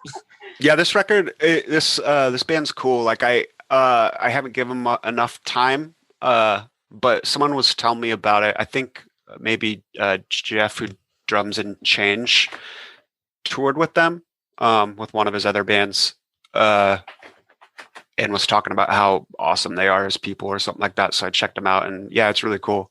I thought Chris was going to maybe have this, so that's why I was considering doing it a little bit earlier, but then I felt the vibe I needed to get the Rotting Out one in earlier or something, you know. So I really, really, really love this song, and the D-beat negative approach comparison I think is quite a good, strong descriptor. I think your description was great, and I cannot wait to hear this on the playlist. And to watch Fury Road again. Yeah. Chris, let's go to you for number 5. All right, number 5 is another one I talked about on the best 7 of the first 7. It's a band from Chicago called Chew. If you look for it by spelling Chew, you're not going to find it. It's C.H.E.W. I did a little bit of research ahead of this podcast and found that it doesn't stand for anything. There was just already a band called Chew without the period, so they decided to pretend that it was an acronym. I love it. Yeah. Musically, so this record came out on Iron Lung. It's one of my top 3 favorite EPs of the year. Like I would put this Chew EP, the Military Gun EP, and the One Step Closer are my 3 favorite EPs of the year. So this is right up there with those. Musically, it's kind of hard to explain because it's I don't listen to a ton of stuff that's like this. It's raw and punk, but it's also kind of the song I'm picking is called Noise Square, which is the last song on the EP, I believe. Musically, this song's kind of like a fast mid-tempo. And when I try to think of like who it reminds me of, I've been trying to think of it for a while, like almost all year. And it just hit me the other day that it kind of has like a Nirvana vibe a little bit. But it's sick. The song's sick. But what really makes this band stand out to me are the vocals. I think the singer of this band has some of the most character-filled vocals of any band going right now. Like she just has like a lot of range. Like there's parts where she's screaming and it's bloody murder and it's like digging into your heart and soul. And then she settles into like a growl kind of thing at times. And then there's like a sing-songy, like I don't know how to describe it, so I'm just going to describe it as sing-songy, where it's like da da da da da. And it's just so catchy and cool, and it just has so much character. Another thing that I learned when I did research on this band, because I literally knew nothing about this band except for like, I think I was listening to like Gag or something, and the Spotify radio brought it up afterwards. But I was reading a really cool interview with them just about the history of the band, and apparently like the band structured and got together before they asked her to be in the band, and then they asked her, and she was at this point in her life where she was just going through a lot of depression and anxiety, and she was like literally about to submit herself into like a mental health facility. And so they gave her the music, and she went into this hospital basically and wrote all the lyrics for their first record, like while she was in, this institution, getting, the mental help that she needed to just get through things. And I think, I have to imagine that the writing, the vocals are so gnarly. I can hardly understand what she's saying any of the time. So I need to try and seek out the lyrics and see what they're like. But I imagine that, as much as the Mental Health Institute helped her, get through these times, I'm sure, the process of writing these lyrics were very cathartic and helped her just as much. And, it kind of gets back to what we've all been kind of saying repeatedly on this podcast, that just hardcore is a music that's cool when you listen to it. It's rad, but what really makes hardcore special is when it has depth, and like when people are giving it their all and really pouring their souls out and trying to say something, whether it be a political statement or whether it be a social statement or just like a personal statement to help you get through things. Like, there's the Earth crises of the world, and there's the American nightmares of the world, and they take different approaches, but I don't think either is less valid, and I think that's what makes hardcore beautiful. Yeah, I think that's well said, and I just think that is one of the downsides of like this digital era, of Spotify. Like, there's not like a button to click. Like, I mean, Spotify is relatively new. Hopefully it gets there at some point because it is a paid service. Like, it would be nice if you could like click something and it gives you the lyrics. And it's like, I think we all know that like to get a song on Spotify, you actually have to submit all the lyrics. So like they have them. Like I'm sure it's something they're building out for some point, but like that is something that's like very missing in like this digital age. I worry about that sometimes in hardcore because I feel like a lot of people are really stepping up their lyrical game, but so few people buy physical copies and so many people listen, on digital platforms, and the lyrics are just, I hope that they're just not lost to the ether. That's the great thing about Bandcamp or something like that. A lot of the bands are putting their lyrics up on that. So even if Spotify is your chosen method to listen, you can still Google. God, we sound so tech. But also on top of it, I hope Spotify starts paying people better. Yeah, I mean, this is for another pod, right? We're pushing 2 hours and we're do 2 more rounds. But we're also going, hey, listen to our Spotify playlist after this. I know. Well, that's like, yeah. Look, life is compromise, right? Exactly, and it is very user friendly. Right. Okay, my number 5. I am taking my favorite song of the year. Minus again. That was my favorite hardcore song. But this is a pumpkin hardcore playlist. Oh, okay. All right, so I'm taking Charman, and I'm taking their song off the Nardcore for Life comp, which is called, I should be able to tell you because I listened to it a million fucking times, Bitter End. I love this song so much. I put it I put it right after the Retaliate song just because I knew that like there's 2 things that I'm gonna listen to the most this year is my band and this Charman song, and it's so perfect, like mid-tempo punk. They start out with like a little catchy like mini lead that like fades into the verse, and Tony's doing like the closed hi-hat on double time, which is like the perfect drivey like punk tempo. The choruses are super catchy, and like they wrap the song with like a little teaser lead. It's just a perfect little minute long punk song.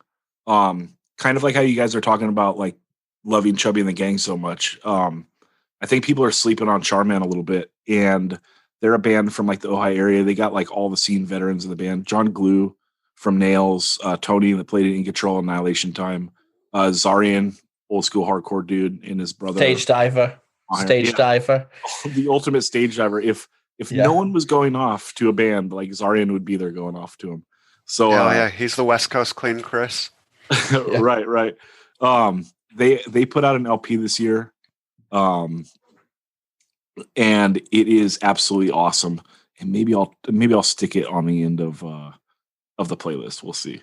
But the whole LP? What's that? The whole LP? Damn. We'll see.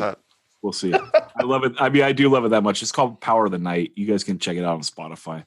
But I just love this band. This is my favorite song.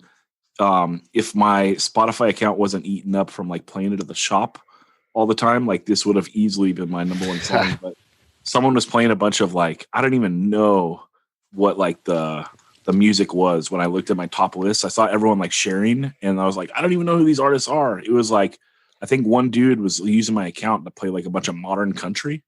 And I was oh God.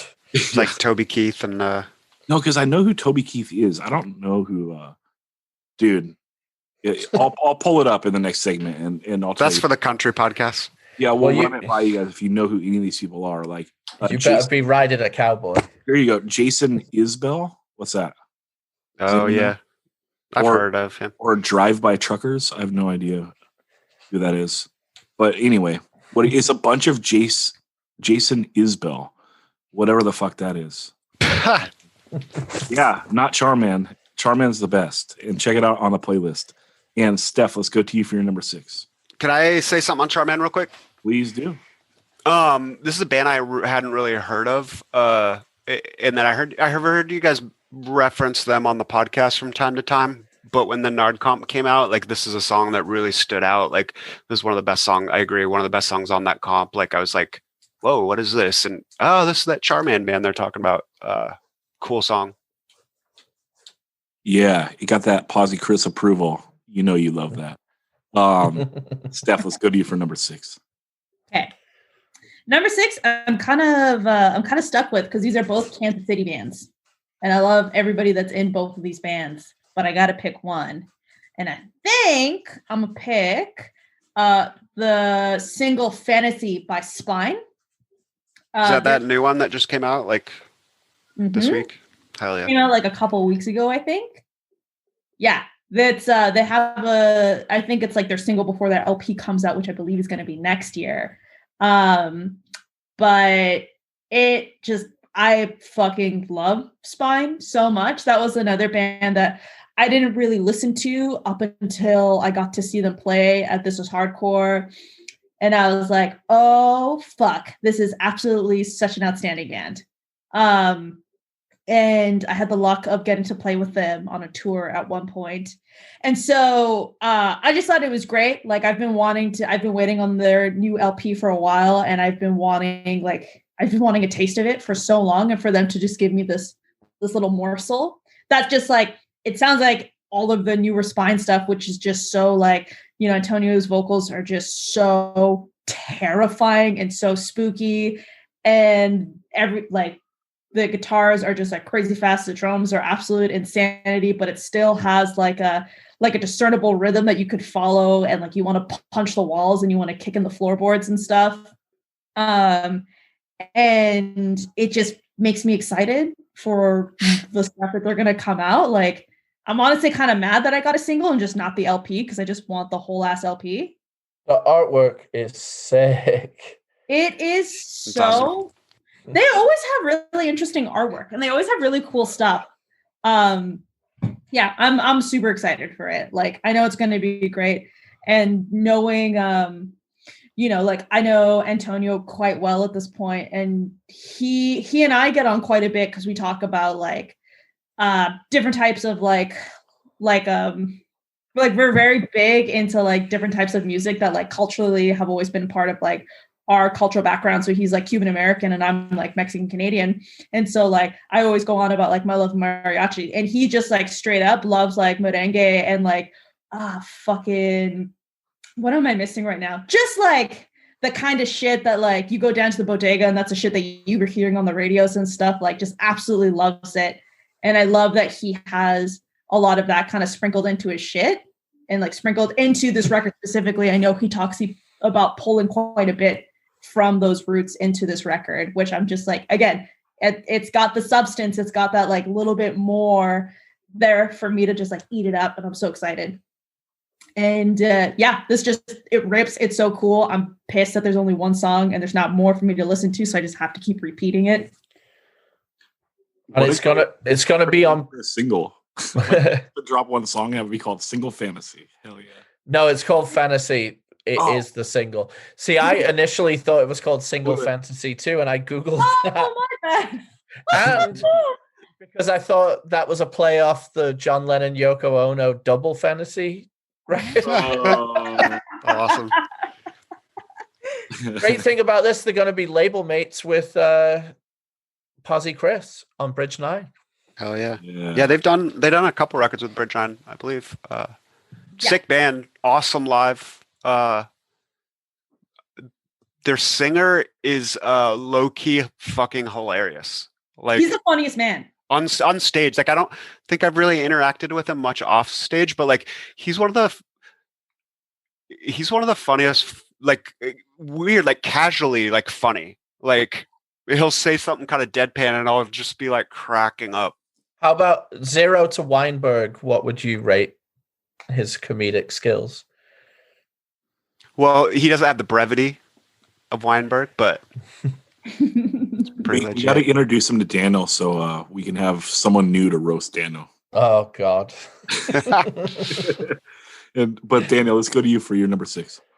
All right. We are going back across the Atlantic to Blighty. We are going to Sheffield, England for Rat Cage, Jump Off a Building.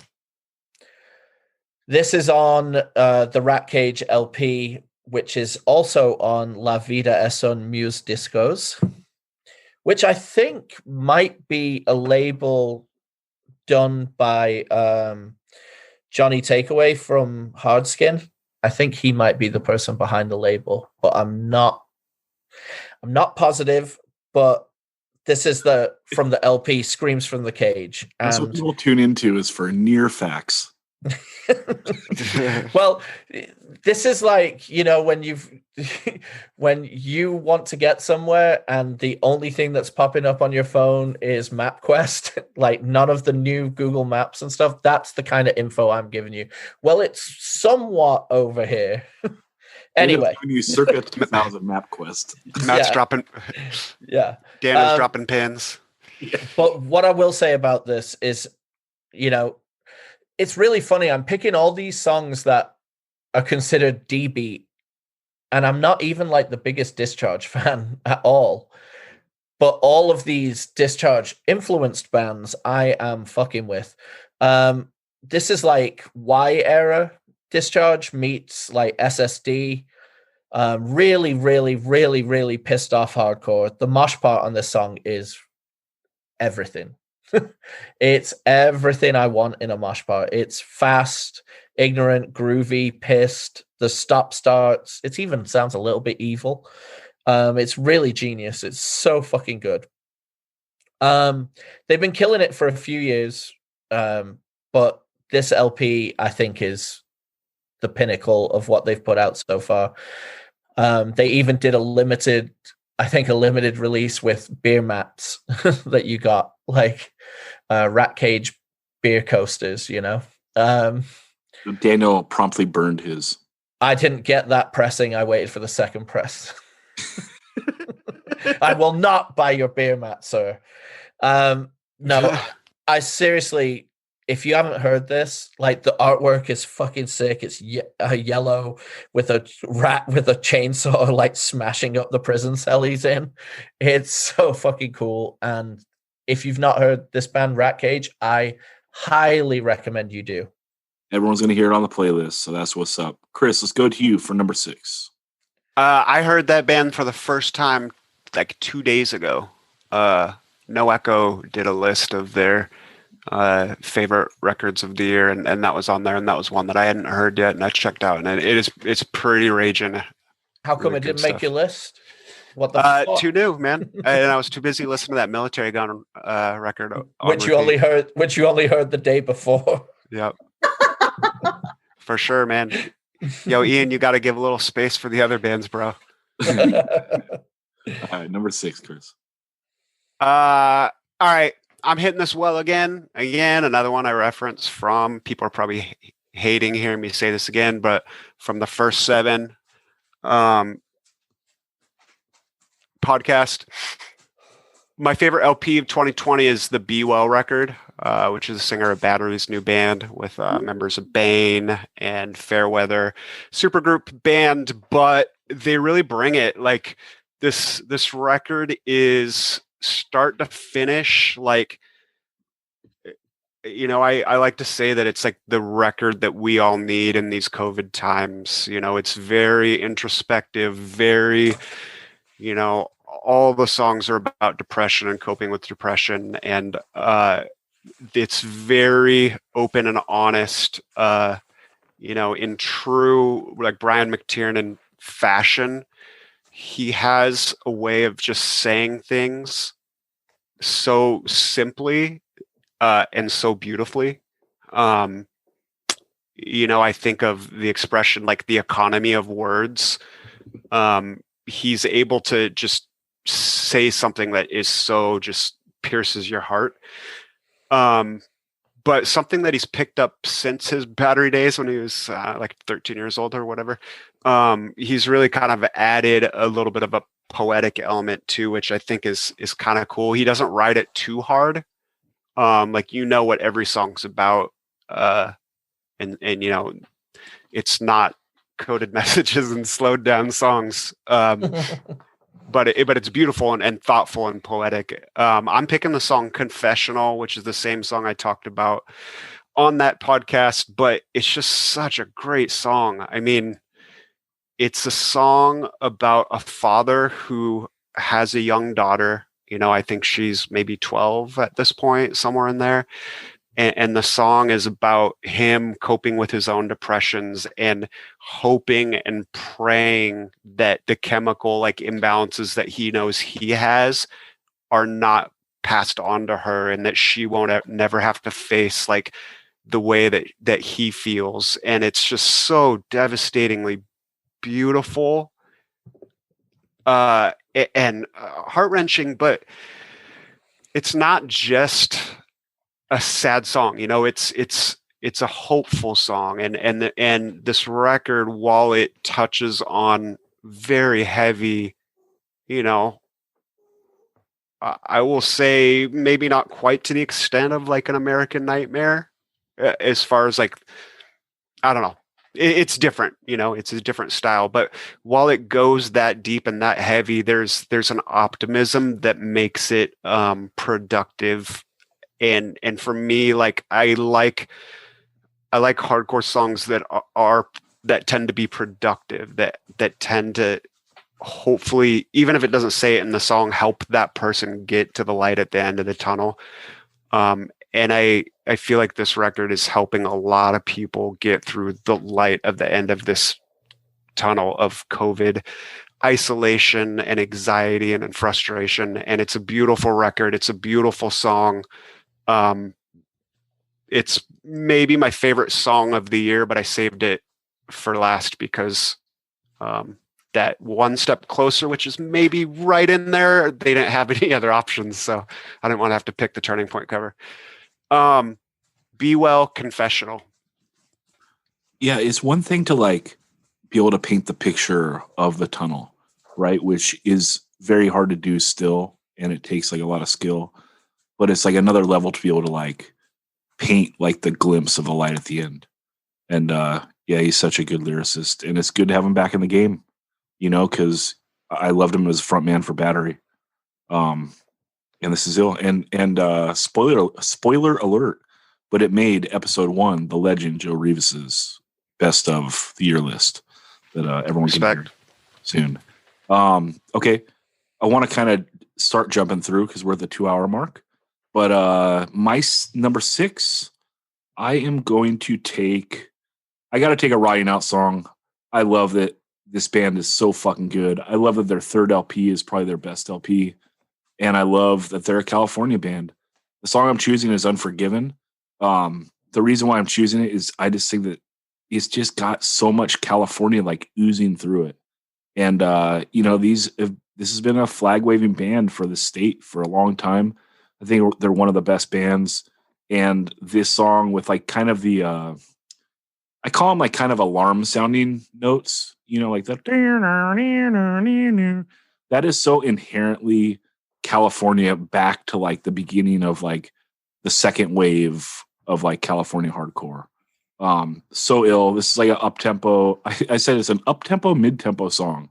I don't know if that means fucking anything, but there's that. I love the alarm notes. I love that they're pushing the boundaries like a little bit with like that part where they go like Unforgiven before it comes into the chorus. It's just a super catchy song that's like really the best of Rotting Out, other than like the Boy song is kind of like an outlier that I think makes them just an amazing band. But this is like right in the pocket, Rotting Out, like up tempo with like the palm muting and just good, catchy songwriting that's like infectious and perfect hardcore punk. And I just think this is such an awesome band. I hope they never break up. I hope they like get old and turn into a legacy band in 20 or 30 years. Like, I just think of this as a special band, and we should be singing their praises all the time. So I'm choosing Rotting Out Unforgiven off the Ronin LP that came out this year. And let's enter to the Heartbreaker round. Steph, what is your final pick? Ooh. So for my final pick, I don't know if I'm allowed to do this, but I'm gonna do it anyways because I'm gonna live my life. YOLO. I chose actually the Regional Justice single that came out this year, KKK Tattoo.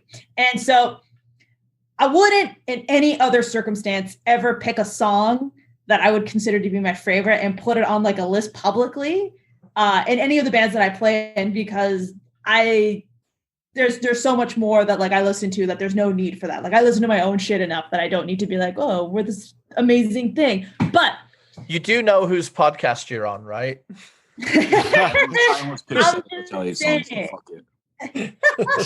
Steph Retaliate's motto is "Retaliate is the best." If you didn't know, Good to a Sex know. fan. But why I chose this song was I really, really loved what this goes back to. Like, I like something with substance, and this song was about Ian talking about his history with, like, growing up with a father who had like a legitimate KKK tattoo and had was a white supremacist, and how easy it is to follow that cycle of hate, and how easy it is to just get kind of caught up in that from just like learned behavior. And I think that like, I loved it because like, that is a fucking uncomfortable thing to bring up and talk about.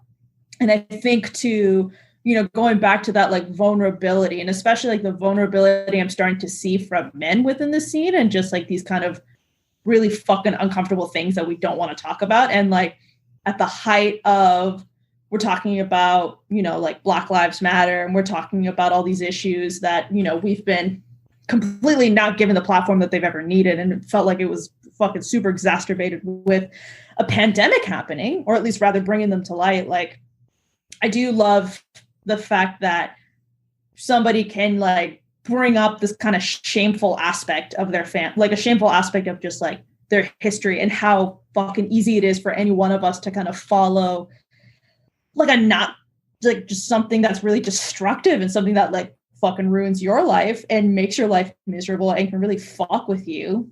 And it's also something very shameful. And so I just really love that it was a very honest, very fucking ugly, like very brutally honest song. It's also the longest song we've ever written in my whole ass life.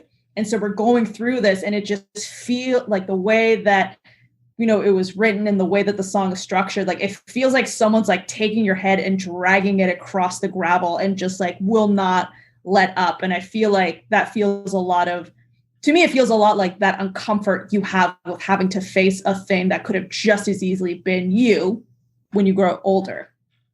So this song was on my on my cusp. Like, it would have been in there. Like, if one more of my songs had been taken, this would have been on there. Like, I think this song's incredible. I love hearing even a bit more insight about it, but it comes through in the song. Mm-hmm. Like what you're describing. Well, yeah, it's like how we talked about Boy, and then also the Gulch song doing Susie. It's like you guys went there and went with like a longer song when that's like not what people expect from Regional Justice Center at all. And so again, it's like when people are doing these outlier songs and still knocking them out of the park, it just really elevates the band to another level. And this is on my honorable mention list as well. I thought the lyrics to it are really incredible. I do like what you say about the face being dragged through gravel, because it's like when you listen to long periods of instrumental music, like sometimes like where you're like, when's it going to come back in or something like that, it's really it's a really great song, and the mood on it is really cool. And I love what you're saying about how easily, if we had the different friends, how easily we could be dragged into all kinds of things. We all like to think, no, I know what's right and wrong. But if you grow up in a place where Fox News is the only thing on TV or worse, and your friends all think the same way, and it is cool to go down and like wave a Blue Lives Matter flag and get in fights with, dreaded Antifa, which are just punk kids saying racist fuck off. But how easily you could, growing up in the wrong environment, get completely immersed in being shitty. Well, Dana, you're opening me up to drop what I love to drop, which is, I've talked about this with people at work a lot. And people are going to think this is fucking ridiculous, but it's true. Dude, I think that Insane Clown Posse is like one of the most important bands ever, because, dude, can you think of a single band that probably saved more people from being racist fucks than that band? No, I'm a fully agreement. dude, like their entire fan base were like just served up like this, right? Yeah. Like they could have so gone that way. Instead, like these weirdo clown dudes like made them like hip hop. You know, it's like I just think about that sometimes. Like, Not just hip hop, but be inclusive that everyone who comes to these live events is regarded as family. right? Everybody's down to like, hey man, what's up? Like to say hello to strangers is so intimidating in even within our own hardcore punk elements. Like there's lots of ice grills going on in every room. The fucking Gathering, there isn't. Everyone's family and people are. I mean, I know some people post that documentary to like make fun of it. I'm like, are you fucking stupid? These people created their own culture, and yeah, I might not be into the kind of shit that's going on within it, but the inclusiveness and like the innocence is so cool. So I'm fully agreeing with you. Yeah. Whoop, whoop. And Steph, are you glad that your band that you just chose is being talked about in the same breath as Insane Clown Posse? I wouldn't have it any other way, man. Yo, that's the tour once COVID's over, man. You guys gotta hit it. Dude, Yo, honestly, if I see Let's Tour, I would fucking tour 100%. That'd be stupid. Yeah. dude, I want to play the Gathering of the Juggalos so fucking bad. It's like my number one band goal. Yeah. It'd be so ill. We got to get a bunch of our bands and go play the Gathering, dude. Put an Please, eight at the end of Retaliate, instead of ATE, and then a little bit of image change, and it could happen. Dude, they're gonna love us just how we are. That's the beauty of the Juggalo. True. So we'll see. But okay, Daniel, let's go to you for your heartbreaker pick, number 7. Okay, well, this was going to be the one that was heartbroken, but Sins of My Heart got chosen, so it sneaks in, and this literally snuck in to the end of the year. So there are those bands out there that when they are on their game, there's no one better, and this is one of them. Terror, The New Beginning, off the new EP of the Forgotten Songs. This EP kind of it's on War Records. Shout out Andrew. Yep. Shout out Andrew. Shout out Berthold City. Yeah, shout out Berthold. But also just shout out Andrew putting out great records and really just being core as fuck. Like, it's awesome. Amen. But this EP just kind of, snuck out in this last month, really. And this song, The New Beginning, is the third song on it. So that's pretty interesting as well. And it is so fucking good. How was this left on the cutting room floor? Lyrically, it's dealing with one of my absolute favorite hardcore tropes that really actually are great. Singing about fucking posers. It's so fucking rad because, well, here's the best line in the song. Don't preach to me about the good old days because I'm still here. Yeah. The song is basically about those bands that are coming back around to, cash in, do the, hey, we haven't been a band for 25 years, but people are interested in hearing us, and are we doing this for the right reasons? Some bands are, some bands aren't. This song, it has another line that that it's about like you're only here to fill your empty pockets. It's such a sick line. But the great thing about this, the song is mid-tempo, hard as fuck. And like I say, when Terror are on their game, like, can they be touched? Not by many. And this ends in such an interesting way. It's got like a fade out going over a gang vocal like breakdown almost. It's just really interesting, and it's yet again another amazing Terror song. So it made my list. That rules. Yeah, more Terror. That is Are you familiar with this one, Zach? Yeah. We advertised it on the beginning of the pod a couple weeks ago. Yeah. But I didn't know if you dived in, like, Dude, you know, anytime new Terra comes out, I'm going straight for it. Come on. You know what this pod into is? traffic. Just straight in. Yeah, I love this. And it's on my honorable mention too. I'm gonna show you guys how to rail off some honorable mentions because I got a bunch. But Chris, let's go to you for number 7. Shout out, Tara. Yeah. All right. Last song. This song is one of the least hardcore songs on our record from a band that leans more metal and industrial than traditional hardcore, like as it is. But it's just a great freaking song, and I love it. It's one of my favorite songs of the year. I'm taking Code Orange's Sulfur Surrounding.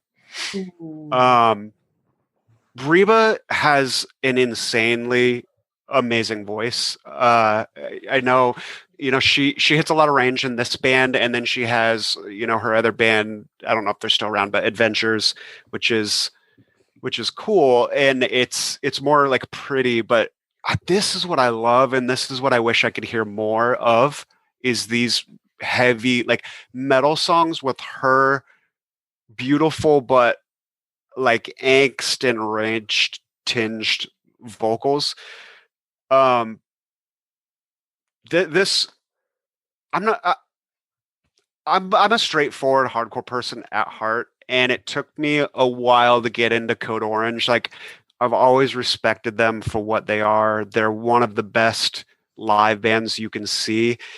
And I will say, I don't know if there's a better band with a just like vocalist that isn't playing an instrument. Like, I don't know if there's a better, well, no offense to RJC, but I don't know if there's a more intense band live where the singers are playing instruments than Code Orange. Like, they're a force to watch live.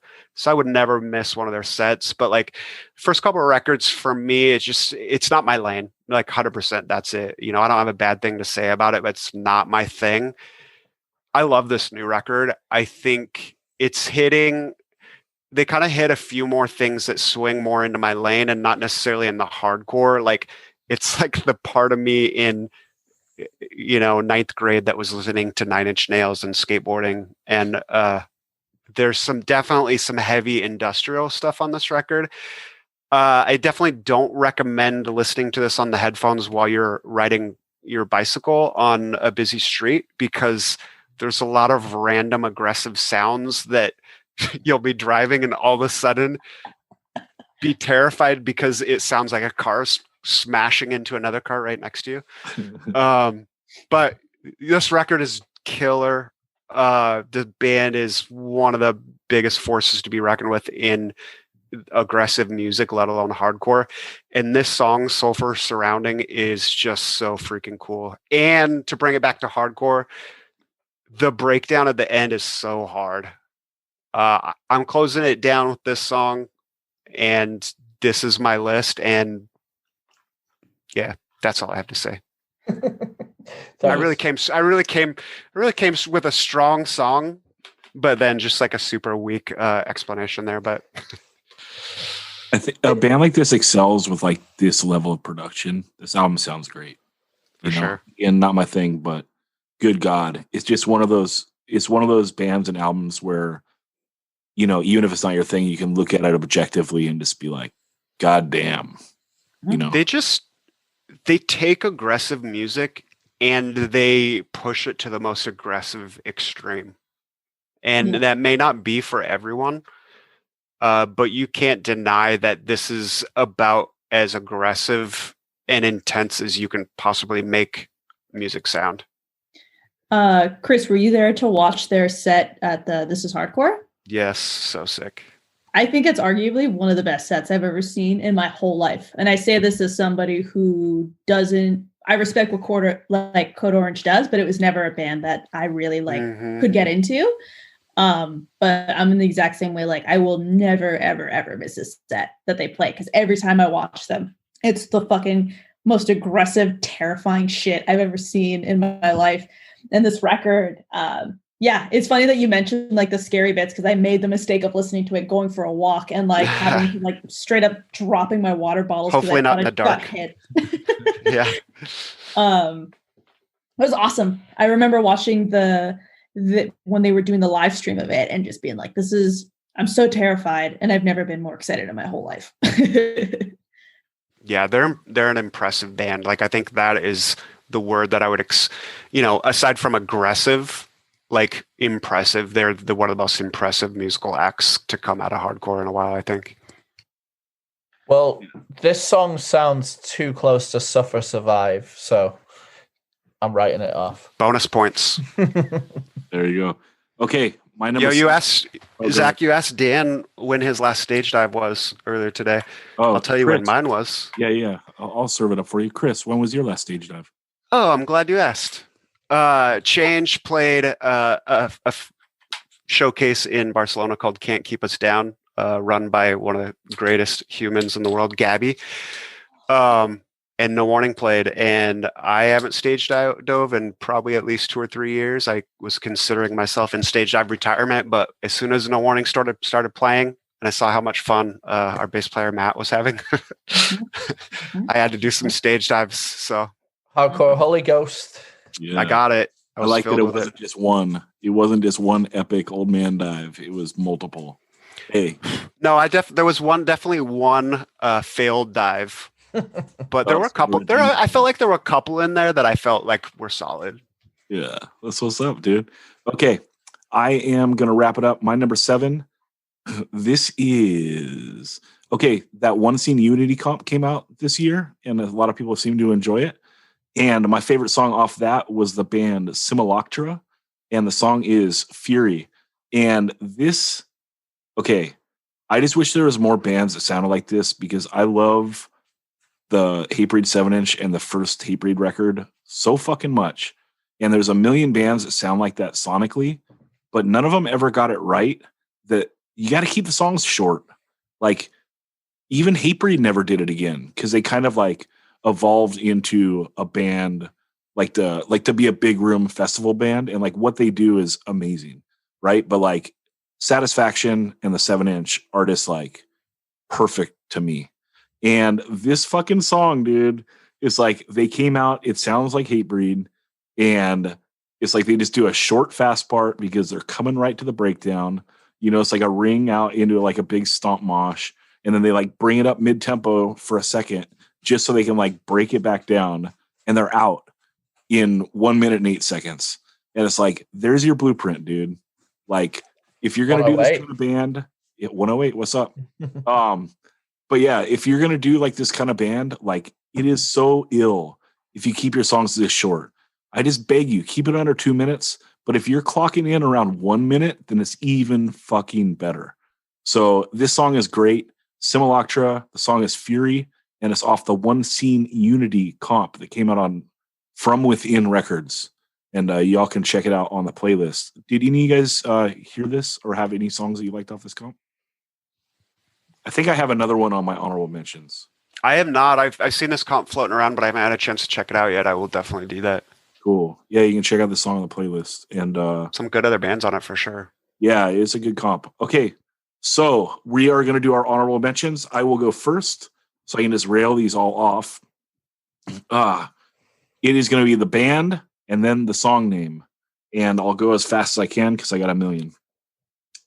Be Well, Morning Light, Berthold City, The Distance, Big Cheese, Punishment Park, Change, Beyond, Chubby and the Gang, Blue Ain't My Color, Dead Heat, No More Pain, Drain, White Coat Syndrome, Firestarter, Holding On, Force the Knife, For the Nard, What's Up, Respect, Ill Communication, 113 Miles and Running, The Mighty Mighty In Control, Within My Town, What's Up, Karma with Jester, Mind Force, Reign of Terror, that last single, The Kings of Beatdown, Nasty, Coming Back with Betrayer, Omega Point. I got 2 songs. I got Disguise as Shame and The Game, Out of Trust, Nard Song, Power Alone, Where We Stand, Regional Justice Center, KKK Tattoo, Restraining Order, Worst Enemy. That song's a fucking rager, and that's on that comp as well.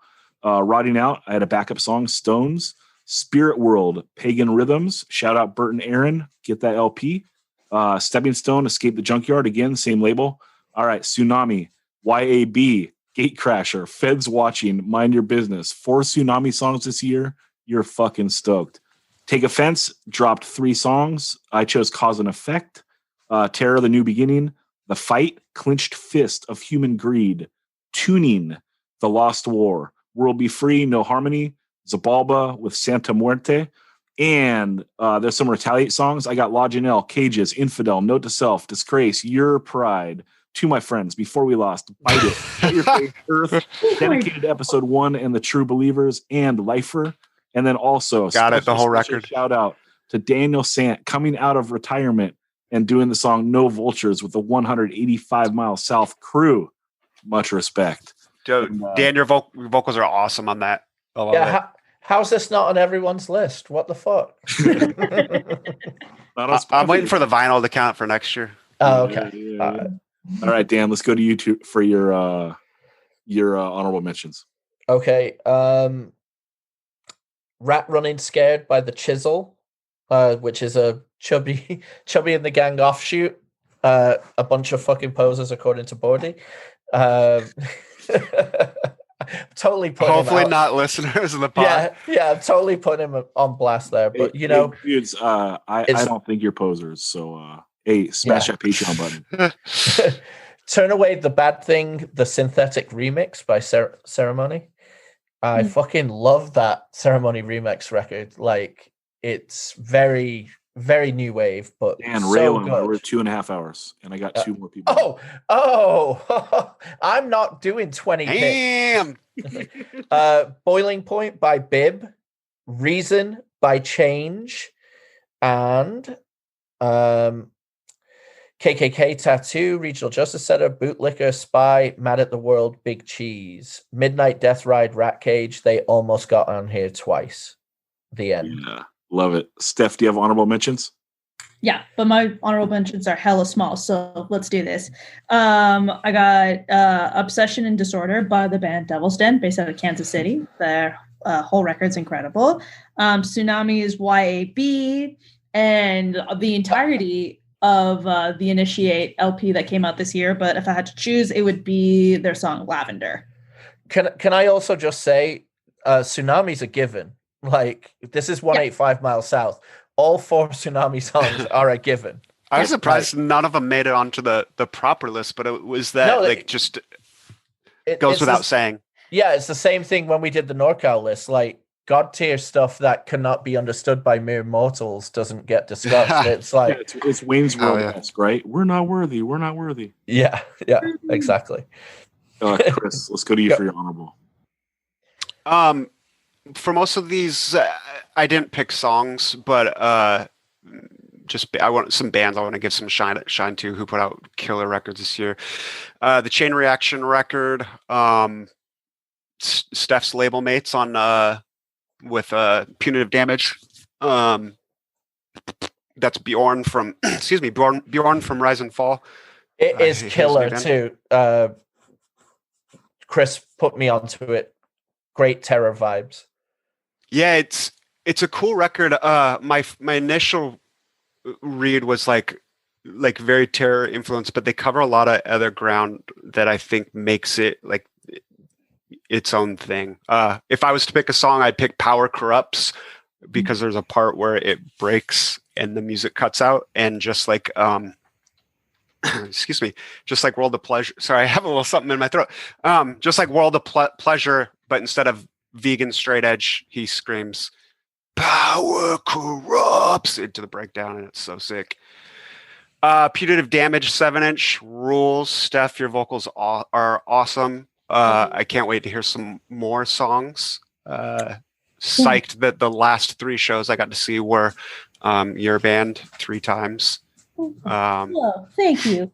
Gosh. And End of Days demo is sick. For Tsunami fans, like I know they're big homies with Tsunami, and God willing, if Tsunami ever plays any more shows, I'm sure they'll be playing with End of Days. So you bear your kids will see them. Another band I mentioned Daniel, when you were one of your bands you're mentioning, I'm drawing a blank on their name right now. The one with the yellow rat cage. Yeah. Another one that I was caught wind of through that No Echo list. A band from LA called Entry that I'd never heard of. They're sick. They're on Southern Lord, which I mean a huge label. I don't know how I guess, I mean, I'm not a big like DB person either, so maybe that's kind of how it slipped my radar, but holy smokes, that record is awesome and the vocals are gnarly. I love it. Life's Question, that single they dropped last week is sick. Broke. I probably listened to it like 8 times in a row. 2 bands that Mike, Steph's brother, hit me to, Bootlicker and Heavy Discipline. I love them both. It's just like total boot hardcore, like lace them up. Circle Pit, love it.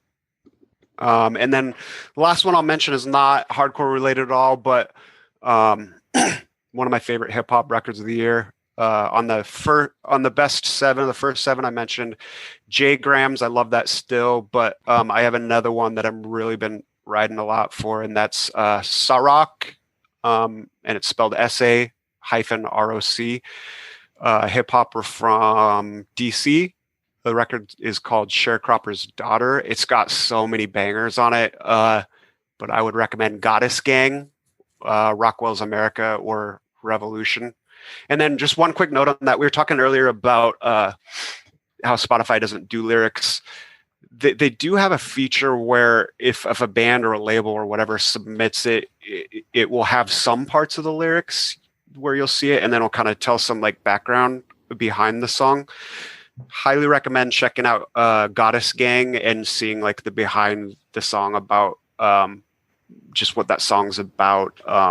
It's kind of meant to be just like, you know, an anthem of like empowerment for women, and it's a sick song, and just kind of reading those notes made me appreciate it even more. I love it. I think this was good.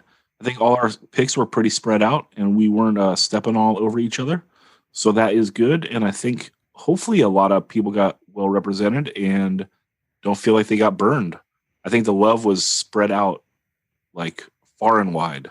So great job, everyone. Thank you so much. And now let's go to episode 1, the legend Joe Rivas for his best of 2020. All right. Top of my list is the new Be Well record. The song Strength for Breath stands out the most to me. The record's name is The Weight and the Cost. I absolutely love it. It's a star-studded cast. I really love also a star-studded cast, the new World Be Free record. One Time for Unity. It's fantastic. And then just the other day, this new record came out called 4 Retaliate. Yes. Go check yourself if you don't know. And all-time favorite of the year is the Narco for Life comp. I'm just in love with all of the songs on it, including the digital only songs. The standouts to me are Archangel from No Motive. The Retaliate song is fantastic. The Ill Repute song, Dead Horses. Who thought we were ever going to get a new Ill Repute song? And there it is, and it's beautiful.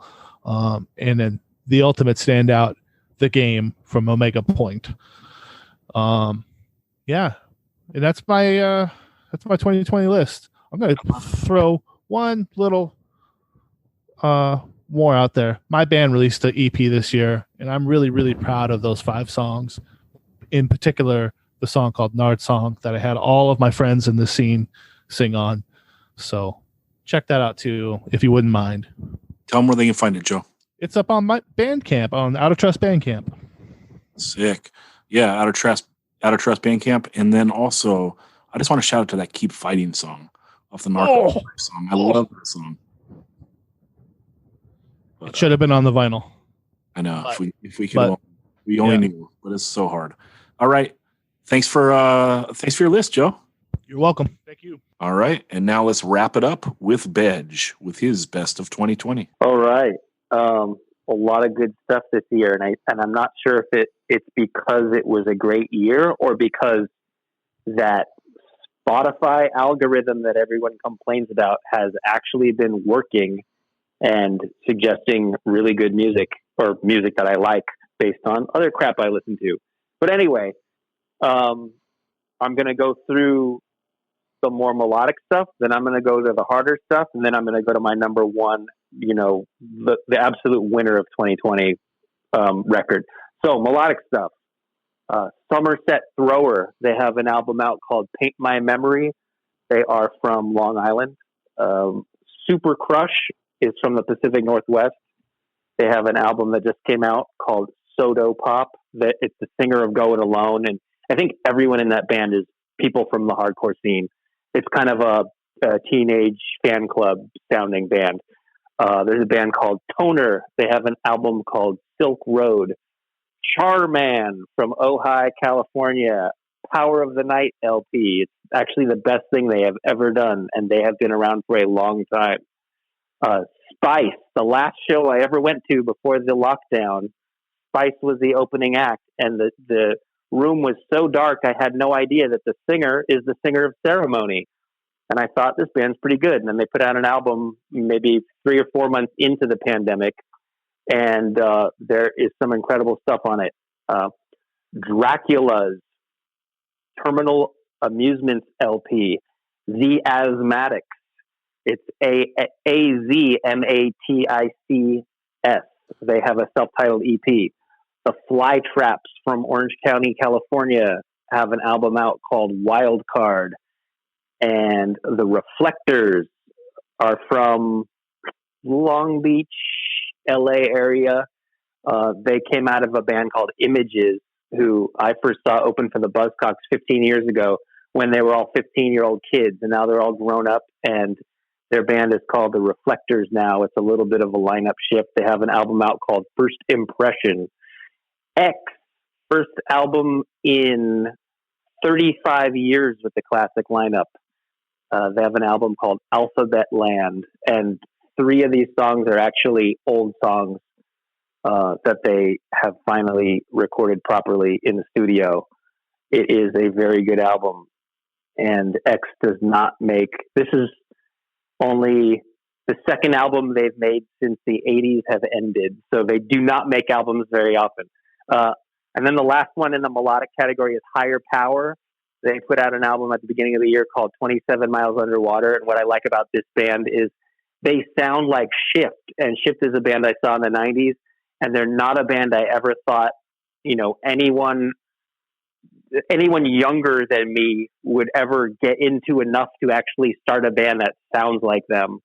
It's just like, it kind of feels random. Like, oh my God, really? Shift? Awesome. Okay, moving on to the harder stuff category. Wrong War has an EP out called Fixed Against Forever. Wrong War is a new band with Matt Weeks from the band Current. Firestarter has a demo called Los Angeles Straight Edge, and just based on the title of the demo alone, I have to pick it because Los Angeles Straight Edge. I'm all about it. The band Military Gun, I think it's a one-man solo project that just started this year by the guy Ian, who is in, help me out, Zach. What's the band that Ian's in? The main band? Regional Justice Center. Regional Justice Center. There you go. He has an EP called My Life Is Over. The Nardcore for Life compilation. You've heard about it so much on this very podcast. I'm not going to dive into it anymore. There's a new band called Change. They have an album called Closer Still. Posy Chris, a regular on this podcast, is in the band Change. Aram is the singer of Change. They sound like, 80s straight edge, Youth Crew, Uniform Choice, all that good stuff thrown in a blender. There is a compilation called One Scene Unity. On that compilation, there is a song by Restraining Order, who are my favorite.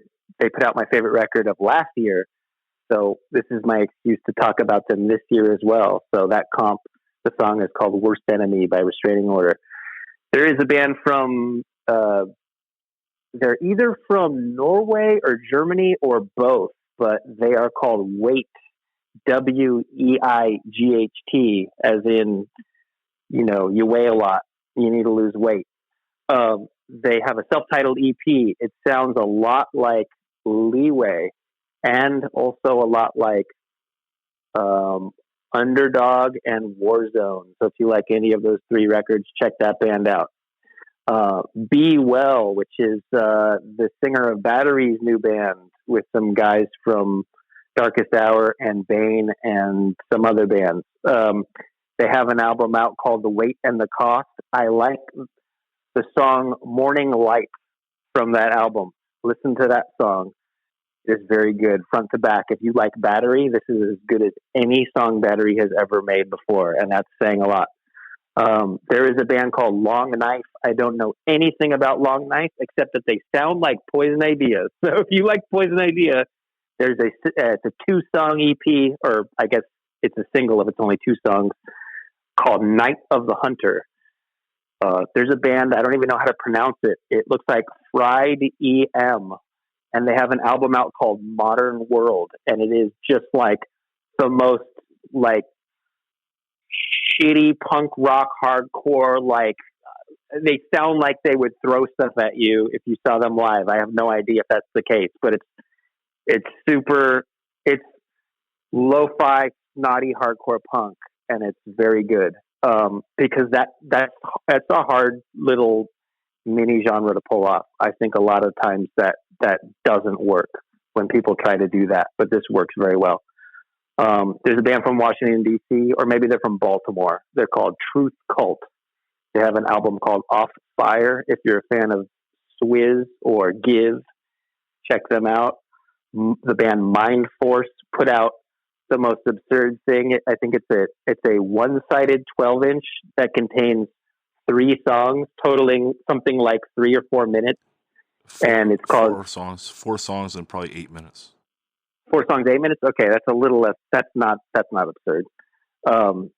Swinging Swords, Chopping Lords is the name of the EP, and that's very Leeway-ish as well.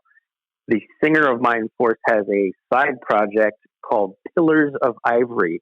They put out the Genesis Demo 2020, and it's the weirdest thing in the world. It's 1 track. It's maybe 5 songs or 4 songs with all this interstitial music. It's like hip hop samples. It's like samples of other songs. They made instrumental hip hop, and they put it between these like hardcore songs that sound like Burn. When I first heard this, I thought it was Chaka from Burn's band. I really thought that's what it was, but it's actually the Mind Force guy. And I don't know anything about this. Like, if I saw them live, would they do the hip hop stuff, or would they only do the hardcore stuff? I don't even know if they've ever played a show because this came out. Yeah, it's Aaron from Death Threat on vocals. But who from Mind Force is in this? I couldn't tell you, but it's the Mind Force dudes plus Aaron from Death Threat. Oh, okay. There is a Mind Force connection though. But do you know if they've ever played a show and how they pull that shit off? Nah, because it came out this year, so it's COVID times. Right. Okay. And then Insight, the straight edge band from Salt Lake City from the late 80s, early 90s, they put out a discography, and they actually recorded. They recently recorded 4 songs that they had written back in the day. So the songs sound like, they don't stick out like sore thumbs. It's not like, let's get the old band back together and try to pretend we know how to write old like songs in the style that we used to. It's like, these are actually songs from back then, but they had never been recorded before. So that's actually good. It's a good listen all the way through. Take Offense put out an EP. I think it might be digital only. It's called Cause and Effect. Very good. Also for kind of that crossover, suicidal Leeway style sound. And then there's a band called Laughing Gas, Laffing space gas. put out an EP called "It's a Beautiful Day in the Gulch," which is just kind of crazy, hardcore, fast, lo-fi punk. And now, number one, Chubby and the Gang, the Speed Kills LP by Chubby and the Gang. This is the singer of Violent Reaction. It's someone from Violent Reaction, maybe more than one person. I don't know. It's like my favorite band of the year, and I haven't even done like the homework to figure out like who exactly is in the band. But it's like mostly mid-tempo kind of rockin' punk. I don't know if you'd call it street punk. It's definitely not oi, but it's just super fun and well written songs.